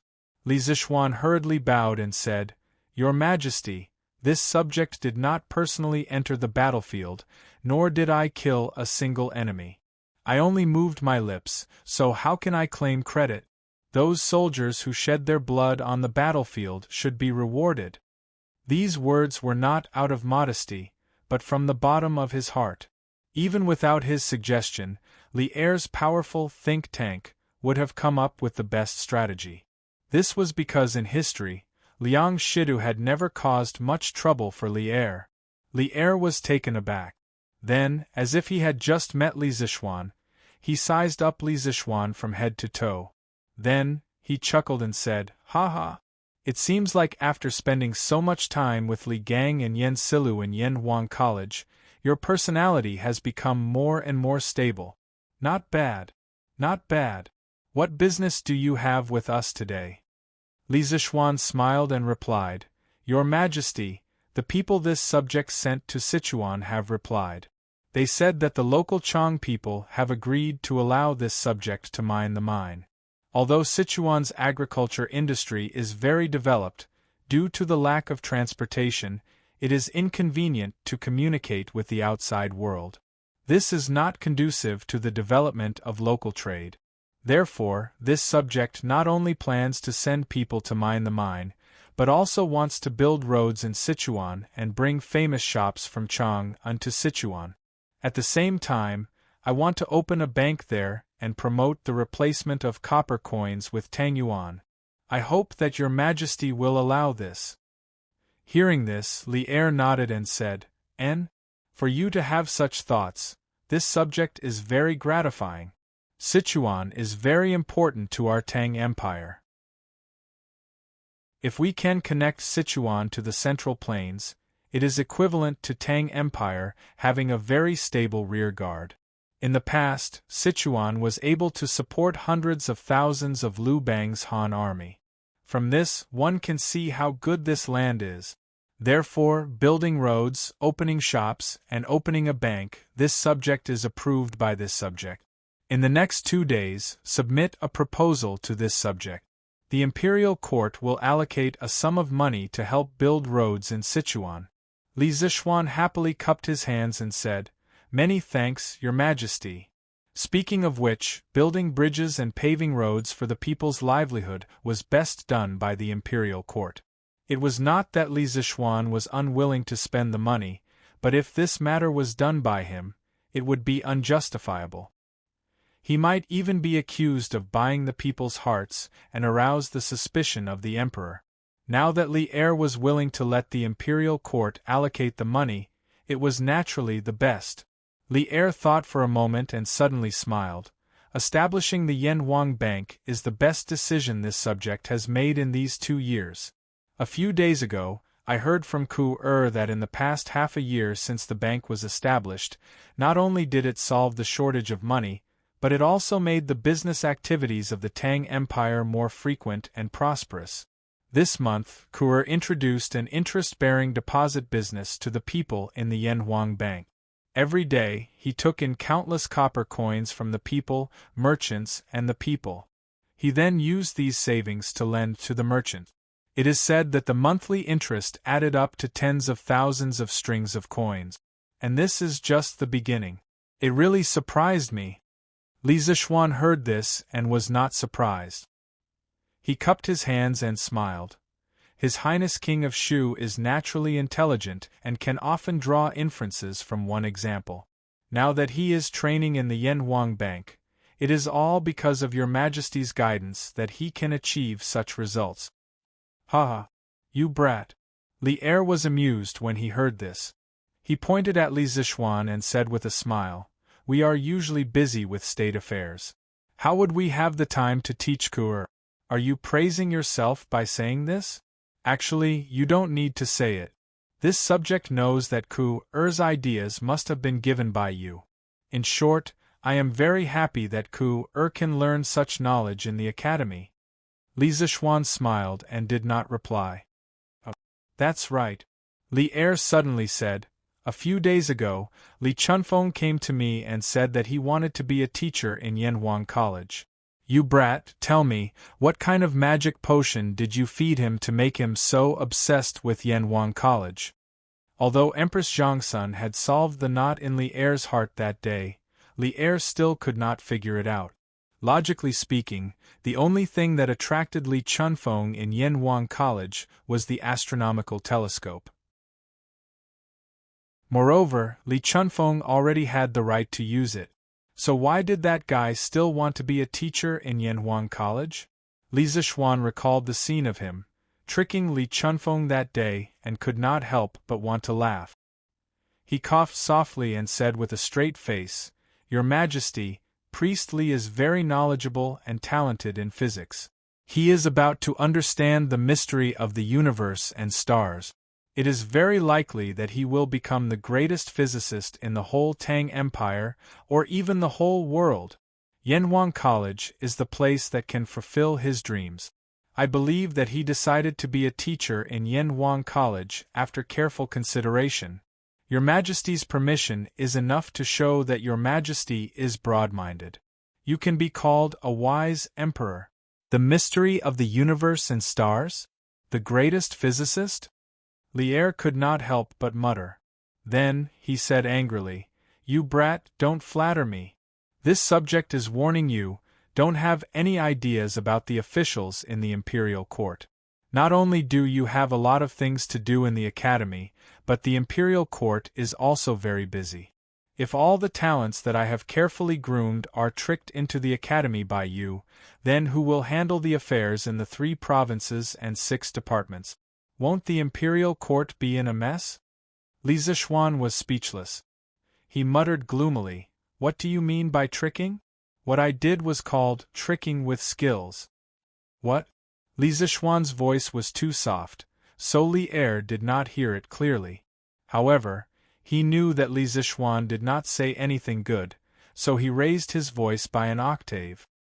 Nothing. I just said that I won't dare to do it again. If Your Majesty has no other orders, then I will take my leave." Li Zishuan quickly changed his words. Li Er looked at Li Zishuan suspiciously and said, "That's all, you can go back." Li Zishuan heaved a sigh of relief and said, "Your Majesty, I will take my leave." Then, he turned around and was about to leave the hall. Unexpectedly, Li Er's voice came from behind him. Wait. Li Zishuan was speechless. He thought to himself, Old Li, are you messing with me? If you make me angry, I will. Your Majesty, do you have any other orders? He had no choice, he was under someone else's roof, he had to lower his head. Li Zishuan turned around and walked in front of Li Er with a smile on his face. Li Er said with a serious face, There is something that I want you to do. If you do it well, I will reward you handsomely. Li Zishuan clasped his hands and said, Your Majesty, please speak. If it is within my power, I will do my best.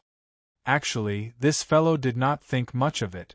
This was because he knew that with his current title and official position, he was already in an awkward position where he could not be promoted. There was no other way.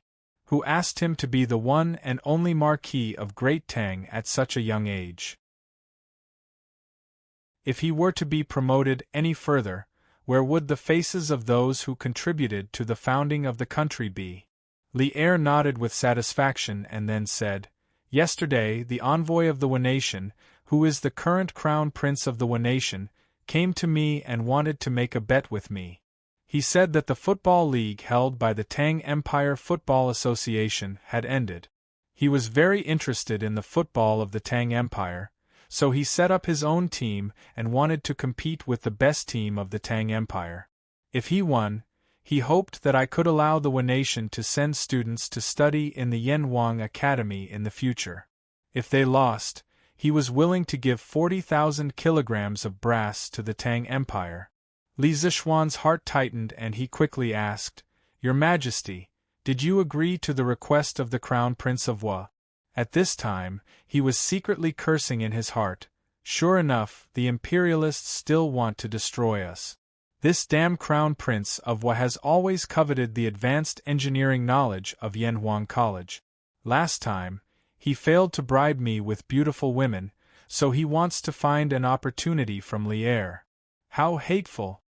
Li Er looked at Li Zishuan strangely and said, The Tang Empire is the most powerful country in the Celestial Empire, while the Wu Nation is just a small foreign country. How can I not accept their challenge? Wouldn't that be degrading the prestige of the Tang Empire? Besides, this football comes from Tang football. I don't believe that Tang football's team can't beat Wu's team. Since the Crown Prince of Wu is willing to give me 40,000 kilograms of brass, how can I not accept it? When Li Zishuan heard this, he was so angry that he almost died. He thought, Old Li, you are too deceitful, aren't you? Even when I was facing the Princess of Wu, I was still calm. Wasn't it to protect the knowledge of Yanhuang College from being controlled by foreigners? But you actually accepted such a deceitful bet. What do you want me to do? Your Majesty, forgive me for offending you, but you really shouldn't have accepted this bet. The Crown Prince of Wu covets the engineering knowledge of Yanhuang College, and it has been clear for a long time. Even if we are sure to win the competition, it's better to be safe than sorry. If they really win, Your Majesty, do you really want to allow them to send students to Yanhuang College? Li Zishuan was angry and cupped his hands to Li Er. There were many disrespectful words in his words, and they were all because he was angry with Old Li. Hearing this, Li Er did not get angry. He chuckled and said, What you have said, Zhen is very clear about it. But Zhen is the emperor of the great Tang Empire. How can Zhen refuse a challenge from a small foreign country? If this spread out, the reputation of Tang football's imperial court among the people will definitely fall. Won't it be considered as falling into the Wu's trap? So, instead of avoiding it, it's better to fight head-on and win. Of course, to be on the safe side, I order you to select a group of top players from the top teams of Tang football. After training them well, they will participate in this competition. You are the founder of Tang football, so you are most familiar with the rules of football. If you are to select and train the players, I don't believe that the Wu team can win. Great. You really think highly of me. Li Zishuan smiled bitterly in his heart and felt an inexplicable pressure. This courage was related to the honor of Tang football and whether the knowledge of Yanhuang College would be leaked. It was not up to him not to take responsibility. After thinking for a moment, Li Zishuan cupped his hands and said, "In that case, I will accept this task. I just don't know when Your Majesty will be competing with the what team?"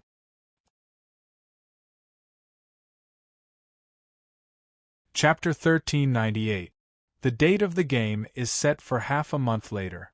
You can choose an existing team, or you can choose several excellent players from several teams to form a new team. I have sent people to secretly inquire about the team formed by the Prince of Neon. The cooperation between the players is very good. They have secretly defeated several Tang First League teams. Don't underestimate them. In the Sweet Dew Palace, Li Er stood up and looked at Li Zishuan with his hands behind his back. Li Zishuan cupped his hands and said, "Your Majesty, please rest assured. I will do my best to win this game." To be honest, Li Zishuan didn't take the Neon team seriously. Good cooperation? How good could a team that had only been in contact with football for a few months cooperate? Although he didn't play football in his previous life, he had watched a lot of football games. He didn't believe that the Neon team could win if he just gave them some tactics to practice. In the past, Li Zishuan didn't want to do these things because he didn't want to break the rules. As the president of the Tang Football Association, how could he set up a team himself? After all, how could he be both a referee and a player? What's more, if he were to use the training methods of modern football clubs, which team would be his opponent? This would make the game lose its suspense and seem very boring. But it was different now. The Neon team took the initiative to ask for a beating. If they lost this game, Yanhuang College would have to accept students from Neon. That couldn't be done. Therefore, Li Zishuan had to choose to come out of retirement at this time. Oh, the king of Jiangxia is also very interested in this matter. You can go and find him later. Maybe he can help you with something. At this time, Li Er suddenly thought of something and said with a smile, "Yes, Your Majesty." Li Zishuan nodded. After hesitating for a moment, he gritted his teeth and bowed to Li Er, saying, "Your Majesty, the Neon people are the best at forbearance. Beneath their humble appearance, they often hide wild ambitions. This subject earnestly requests that Your Majesty not be fooled by their appearance when interacting with the Neon people in the future, because once they learn your way of governing and the advanced production technology of the Tang Empire, not only will they not be grateful, they will even bite us back. Those who are not of our kind will definitely have different intentions. A wolf cub will never mature." What he said was not polite at all, and he even faintly blamed Li Er. The reason why he took the risk to say those words was mainly to remind Li Er not to be soft-hearted and give the Neon people chances in the future. He might be able to help in the Sino-Japanese football rivalry, this time, but he might not be able to do so next time. After all, he was not omnipotent. Moreover, what he said was not alarmist talk. In terms of forbearance, the Neon people were probably the most forbearing people in the world. Before the Ming Dynasty, the Neon people were weak, and they endured as the underlings of China. However, after the Middle and Late Ming Dynasty, there was a phenomenon of a vicious dog biting its master, and the Neon people began to frequently invade the coastal areas of China. Later, the Neon people became the Neon people and gradually expanded. They started the Second World War and even conquered more than half of China's territory. However, the Neon people were defeated in the end. Many people would say that the Neon people were a loyal dog that would be obedient as long as they were afraid of being beaten. Look at how obedient they were to the United States. However, would a loyal dog bite its master? After the Second World War, the United States began to support the Neon people's economic development. The Neon people kept a low profile and their economy developed rapidly. Soon, they surpassed the old strong countries such as England and France. In the 1980s, the Neon people's forbearance finally paid off. The Neon People's GDP finally exceeded half of the United States' GDP. As a result, the Neon People's self-confidence began to soar. They declared that they could buy the entire United States of America. The United States of America saw that the Neon People, who had been hiding for so many years, had finally revealed their true colors. Not long after, the United States of America held a public meeting and announced economic sanctions against the Neon People. They wanted to teach the Neon People how to behave. After that, the Neon People's biggest economic bubble started, and a huge economic empire collapsed. After that, the Neon People immediately expressed their loyalty to the United States of America, hoping that they would forgive them. From these incidents, you could tell that the Neon People knew how to be patient. They were smart and could bow their heads. However, they were also conceited. You could also call them untrained wolf cubs. Li Zishuan felt that since he was reborn, and he had a certain amount of authority in the Tang Dynasty in this life, he must not let the Neon People take advantage of him. If he had the chance, he would make sure that the Neon People would never be able to rise again. He would make sure that the Neon People were completely wiped out. You could say that he was a nationalistic youth, but no one could stop him from being a nationalistic youth. After listening to Li Zishuan's merciless words, Li Er's eyes narrowed. However, he did not fly into a rage on the spot. This was because he had already been trained by Wei Jing. Normally, the words that Wei Jing said to him were 100 times worse than what Li Zishuan had just said. After so many years, Li Er had already been trained to have a strong heart. You seem to hate the Neon People very much? After a moment of silence, just when Li Zishuan thought that Li Er was going to fly into a rage, Li Er spat out a few words with neither joy nor anger. Li Zishuan thought for a moment, then cupped his hands and said, "Your Majesty, I don't hate the Neon People. What I hate is all the foreigners who covet our huaxia." Li Er nodded and said in a deep voice, I understand what you mean. Don't worry, I will pay attention to the Neon People in the future. I will not let them threaten the future of my descendants." Li Zishuan secretly heaved a sigh of relief and said, "Your Majesty is wise. Then I will take my leave." Li Er smiled and said, "Go. When the Sichuan Vanadium ore is transported back, you have to hurry up and forge equipment for the Black Armored Army. The war between the Tang Empire and the Turks is not far away." Li Zishuan was shocked. He cupped his hands and said seriously, "Your Majesty, don't worry, I will do it as soon as possible." After leaving the palace, Li Zishuan immediately rode back to Yunshan. After making the final arrangements for his trip to Sichuan, he sent someone to inform the bosses of the 20 Tang League First Division teams to have a meeting at the workshop's office building the next day. It was already the beginning of May, and the Tang Football Association's league tournament had already ended. The 20 top teams had officially been promoted to Tang League First Division teams. The First Division League tournament was being held in Lantian County, and the 3 worst Division League teams would be demoted to Division League First Division teams. Therefore, all the teams were very serious in the recent matches, and the fans were naturally very satisfied. Early the next morning, Li Zishuan's reinforcements set off with the troops sent by the Imperial Court toward the territory. This time, the Imperial Court had allocated 20,000 strings of coins to Sichuan to build road. This was the limit of what Old Li could give. Because of this, Xiao Yu complained to Li Er that he was poor. He said that there were already rats in the national treasury, so how could he have any money to squander? In addition, it was worth mentioning that the white stack seed distributed in Lantian County had not only been made into nutrient pots, but all of them had also sprouted. The people were now busy transplanting the nutrient pots into the mountains. Moreover, in terms of drought resistance, cotton's drought resistance was much higher than rice and wheat. This made Li Zishuan quite pleased, because there was destined to be less rain this year. After sending off the team, Li Zishuan went directly to the workshop.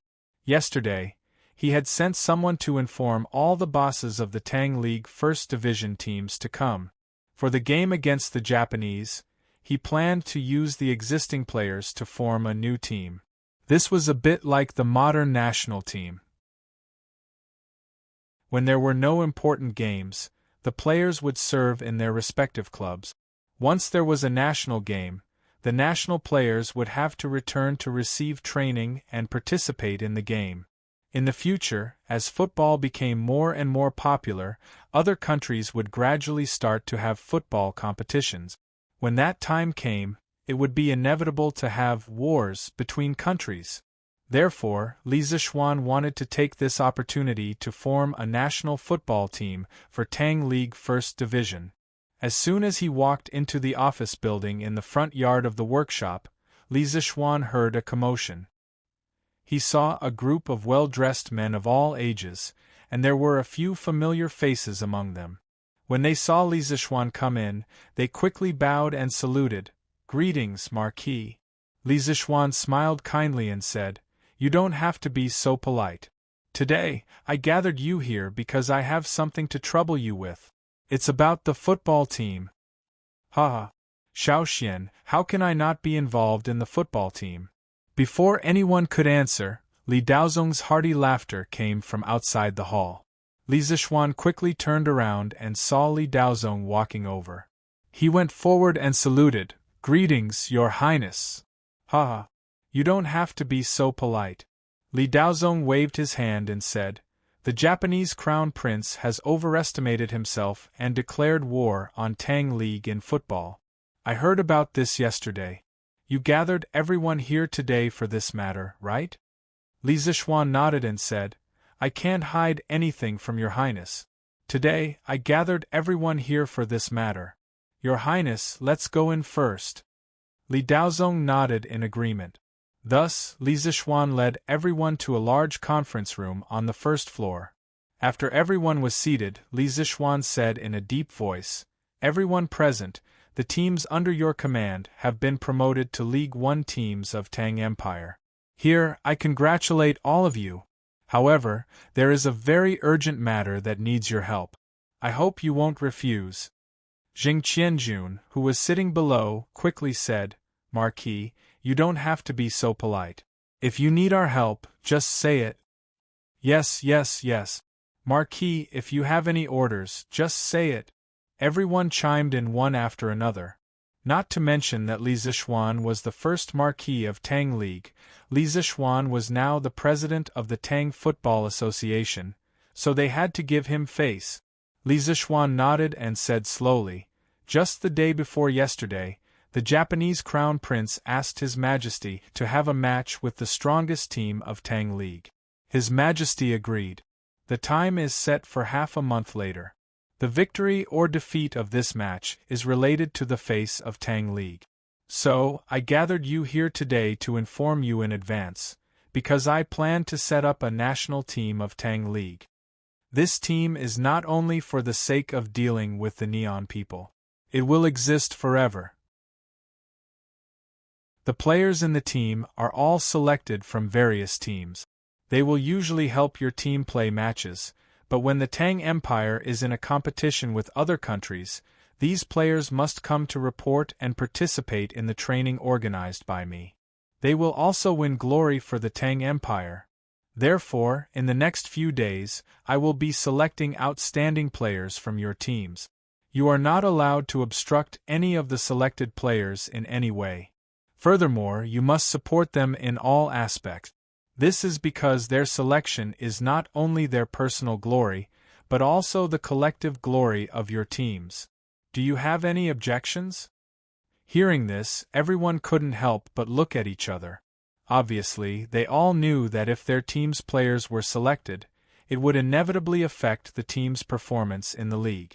But this matter was proposed by Li Zixuan. Even if they wanted to refuse, they didn't have the courage to do so. Ahem. I have something to say. At this moment, Li Daozong, who was sitting to the left of Li Zixuan, suddenly stood up. He looked at the team owners sitting below him and said with a serious face, My words might not be pleasant to hear, but even if they are unpleasant to hear, you must still listen. The Marquis of Yongan established the national team for the imperial court, to protect the glory of Tang League. Football rose from Tang League, and if Tang League can't beat a small country like Japan in the future, how will you have the face to establish a team to play football? Without the Marquis of Yongan's painstaking efforts to create this environment, how can you have the Tang League A team that is envied by tens of thousands of people today? I know that most of you here are businessmen. Usually, I won't say anything when you focus on profit. After all, it's natural for businessmen to focus on profit. But in this kind of confrontation between countries, if you still only think about your own profits, then even if the Marquis of Yongan spares you, I will definitely not spare you. The purpose of Li Daozong's visit today was mainly to support Li Zixuan. He had not said anything before, but at this critical moment, he had to stand up for Li Zixuan and give the team owners a deterrent. We will definitely follow your Highness's instructions and Marquis of Yongan's orders. Hearing this, everyone's heart trembled. They quickly stood up and cupped their hands. Li Daozong nodded his head in satisfaction and sat back down. Li Zixuan looked at Li Daozong gratefully. Just as he was about to speak, there was a sudden sound of footsteps at the door. It was Pang Feiji hurriedly walking in. Later, he saw that there were many people in the room, so he whispered a few words in Li Zixuan's ear. After Li Zixuan heard it, his expression changed slightly. He turned around and said to the crowd, "The situation has changed. The football match with the Japanese in half a month is cancelled, but I will still form the Tang national team. Today I will stop here. Everyone, please help yourselves. I still have something important to do, so I will leave first." After that, ignoring the stunned expressions of the crowd, Li Zixuan excused himself from Li Daozong and left in a hurry. Hey, little Xian, what exactly happened? Why is this competition cancelled out of the blue? Li Daozong came back to his senses and quickly chased after him and asked. Li Zixuan squatted down and waited for Li Daozong to come to his side. He whispered, "Your Highness, the Queen of Japan has passed away, so this match can't be played. Now the Crown Prince of Japan is in Yunshan. He said that he wanted to say goodbye to me, so I went to see him." Li Daozong was stunned and then said in surprise, "Oh, I see. Then you go. I will go back first."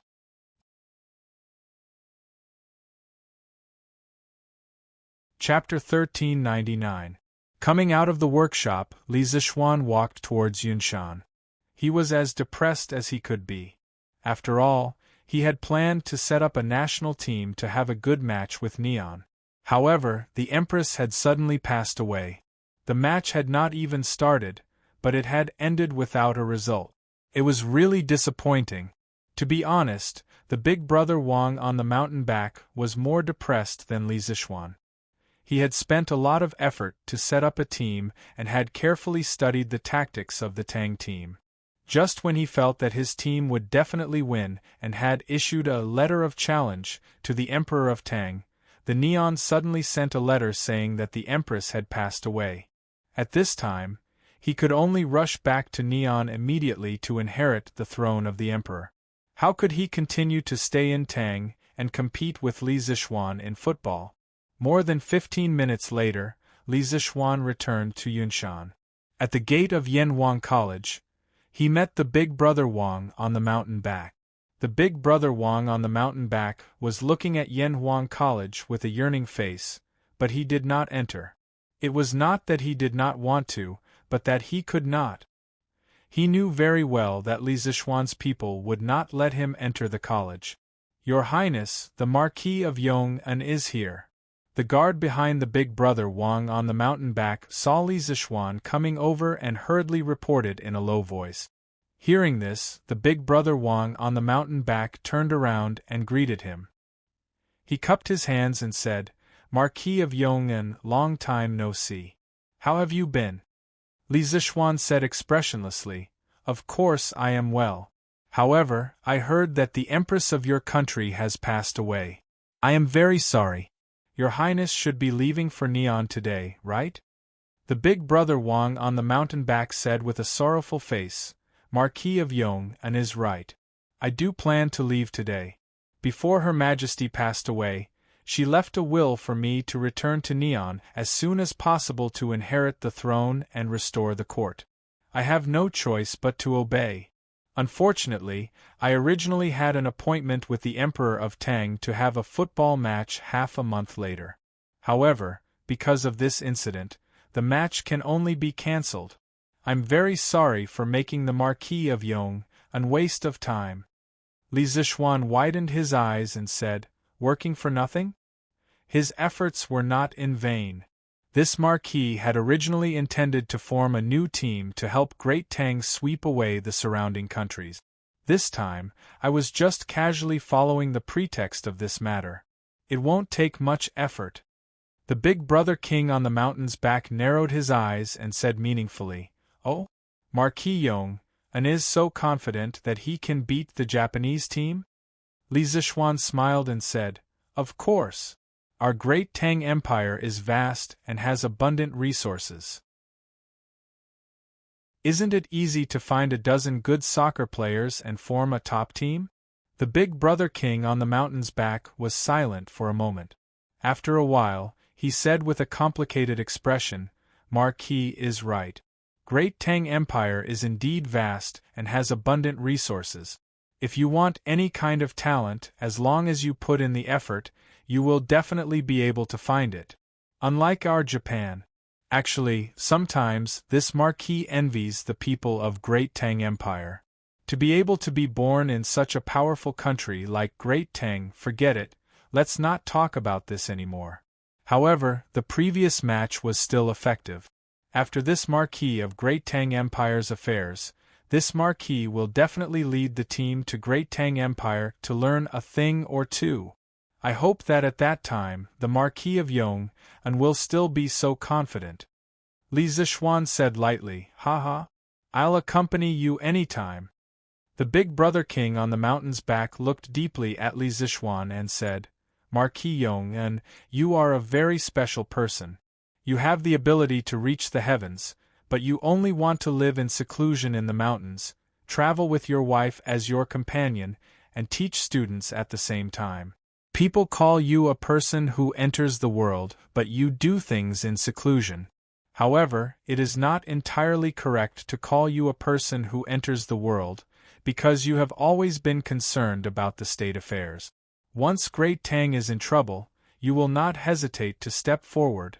This Marquis Yong-an really can't see through you. Li Zishuan said with a fake smile, I am the Crown Prince of Japan, and also the future King of Japan. As for this Marquis, I am the Marquis of Great Tang. Your Highness, you don't need to see through me. You just need to see through your officials and subordinates. After being stung by Li Zishuan, the big brother king on the mountain's back was not annoyed. He smiled and then said seriously, This one knows that the Marquis of Eternal Peace has always been very wary of this one, but this one does not know why. This one feels sincere respect and reverence for the Great Tang, and this one has never disrespected or schemed against it. If this one has truly done something wrong, this one asks that the Marquis of Eternal Peace speak, and this one will definitely correct his mistakes. This was a clear statement. The big brother king on the mountain's back had stayed in Great Tang for several months. He had repeatedly expressed his goodwill to Li Zishuan, but he had been mercilessly rejected by Li Zishuan. Of course, he did not understand. Now that he was about to leave Great Tang, he might as well make it clear. Otherwise, he would not be willing to return to Japan. Li Zishuan's eyes flashed. After a moment, he said, It doesn't matter whether it's right or wrong. It's just that our standpoints are different. In my eyes, the interests of Great Tang will always be the first. The big brother king on the mountain's back seemed to understand. He nodded and clasped his hands. I understand. But no matter what, it is my honor to come to Great Tang and meet such a capable person like Marquis Yong-an. If Marquis Yong goes to Japan in the future, I will definitely treat you as a national hero. However, you people of the Central Plains have a saying, when the cunning rabbit is dead, the hound is cooked. When the birds are gone, the bow is put away. When the enemy's country is destroyed, the strategists die. In the past, your Emperor Gaozu of Han, Liu Bang, killed Han Xian and executed Ingbu after he obtained hegemony. The people who had followed him in his quest for hegemony either died or retreated, making him a loner. Marquis Yong, you are so young, but you already have such a high position. If you make another contribution in the future, who can guarantee that you won't be suspected and follow in Han Xian's footsteps? If that day really comes, as long as Marquis Yong is willing to submit to Japan, I am willing to rule the world with you for all eternity. I will never suspect you. Enough. Hearing the elder brother's words getting more and more ridiculous, Li Zixuan finally couldn't help but say coldly, "You should give up. I, Li Zixuan, was born as a person of great Tang, and even if I die, I will still be a soul of great Tang. Even if the monarch suspects me, I will not betray my ancestors and flee to Japan. If you say such words again, don't blame me for sending people to chase you down the cloud mountain." In truth, Li Zixuan had also considered the problem of being overshadowed by the monarch. He was currently living in seclusion in the Cloud Mountain residence and rarely returned to his home in Chang'an. He wanted to maintain a half-official, half-hidden state and reduce his presence. But no matter what, even if there was a day when Li Zixuan suspected him, he would at most bring his family to Nanyang to live overseas. He would definitely not sell his life to the Japanese. The elder brother stopped talking and cupped his hands. What I said just now was sincere. If I have offended you in any way, I hope Marquis Yong can forgive me. I will take my leave. We will definitely meet again in the future. After he finished speaking, he smiled and left with the group of guards. Li Zixuan narrowed his eyes and looked at the back of the elder brother on the mountain. He did not say a word. Pang Feiji said, "Marquis, the Japanese crown prince is so rude. He dares to sow discord between you and the emperor. Who in the world doesn't know that the emperor treats you like enough?" Li Zixuan said unhappily, "Just pretend you didn't hear what I said just now. You should know that trouble comes from careless talk." Although he had a clear conscience, he was afraid that some things would be spread wrongly. In the end, even if nothing happened, it would become a problem. Pang Feiji's heart skipped a beat. He quickly cupped his hands and said, "Yes, Marquis. I know what to do." Li Zixuan nodded. After a while, he suddenly smiled and said, "After the Japanese delegation leaves, you and Shimu will get married. Although you can't do it with great fanfare, you should treat some of your good friends to a meal. My wife and I will also go to the wedding. In the next few days, you can go down the mountain to prepare for the wedding. You don't have to wait here at Yunshan every day." Pang Feiji's face lit up with joy when he heard this. He solemnly bowed to Li Zixuan and said, "Thank you, Marquis." Although he was full of gratitude to Li Zixuan, at this moment, it was as if his throat was blocked. He could only say these 4 words. Perhaps this was a great kindness that could not be thanked with words. He could only remember it in his heart and find a chance to repay it in the future. Li Zixuan patted Pang Feiji's shoulder and said with a smile, "Live a good life. Those who follow me will eventually live a good life. This is what you deserve." After that, he turned and left with a smile. Pang Feiji stared at Li Zixuan's back and said to himself in his heart, "Marquis's kindness to me is as deep as the sea. If I can't repay him in the future, I'm afraid I won't be able to forgive myself." 3 days later, Li Er led the civil and military officials out of the city to welcome Yuchi Jingda's victorious army. At about 5 in the morning, when the sun was shining on people's bodies, they could faintly feel a trace of heat. Finally, on the official road in front of them, there were fluttering banners and a black mass of mighty soldiers. Not long after, Yuchi Jingda led more than 50,000 soldiers of the Chang, and left guard and finally arrived in front of the city gate. When the three armies were still some distance away from the gate, they all dismounted. At this moment, tens of thousands of people bowed to Li Er and said, "Your Majesty!" Their voices were like thunder shaking the city walls.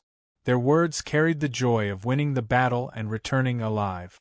After all, before going to the north, no one knew if they could come back alive.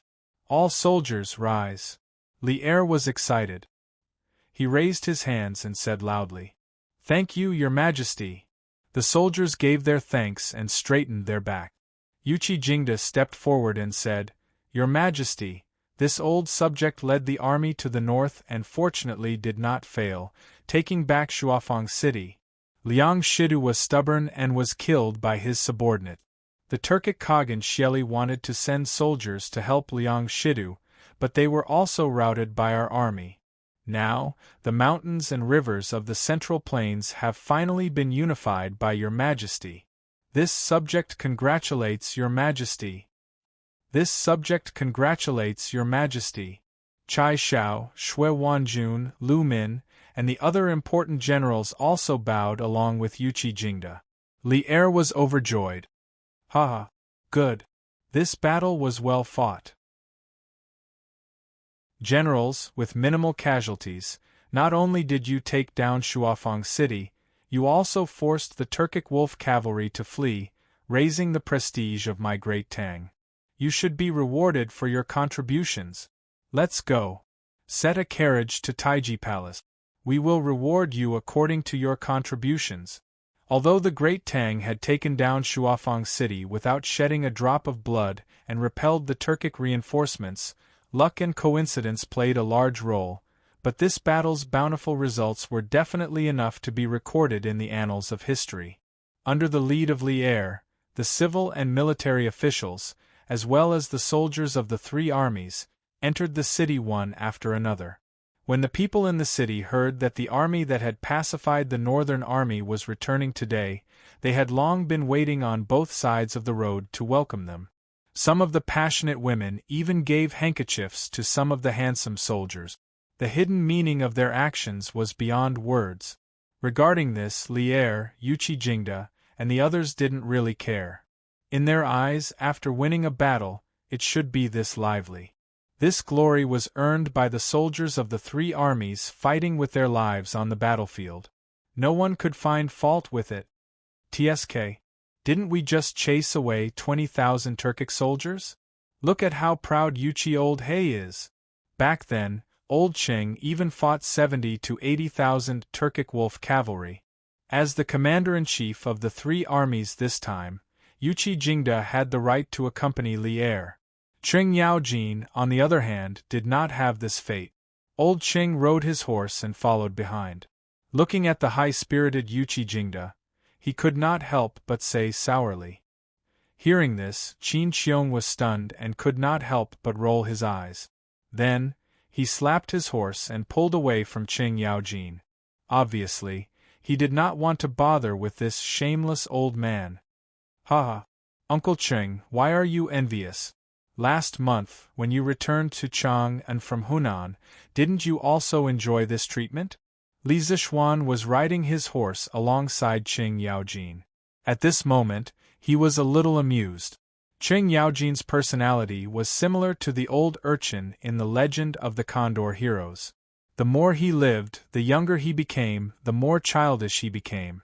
After interacting with him for a long time, Li Zishuan actually quite liked this personality of his. "Hey, little Xian, you're right. No. Who envies charcoal? I, Old Cheng, am not envious at all," Cheng Yaojin said insincerely. Then, he said, "Hey, that's right, little Xian. It has already been 2 to 3 months since it rained. Looks like your prediction back then was not wrong. This year is indeed a year of great drought." This old man heard from the steward that many of the wheat seedlings in the farmstead are about to die. Many of the farmers are carrying water from the Feng River to water their fields.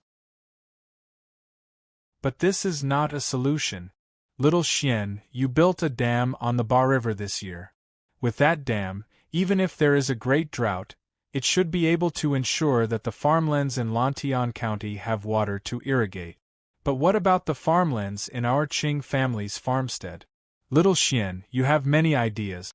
Help your Uncle Qing come up with some ideas? Hearing Qing Yaojin mention this, Qin Qiong slowed down his horse and came to Li Zishuan's side. He said, Little Xian, Jijia is right. If you have a good idea, then save those farmers. The Qin family and Qing family do not lack that bit of rent, but we can't watch the farmers starve to death without any harvest. Yes, yes. Little Xian, you have to help think of a way. At this time, Niu Jinda also joined in. Li Zishuan nodded and said, Uncles, this nephew has also noticed the problem of this year's drought. For now, other than hoping for rain from the heavens, we have to rely on ourselves to send people to build water wheels and clear the canals. You're tuning in to the Phoenix Nights YouTube channel. Don't forget to subscribe and join us on this journey to catch the most captivating stories.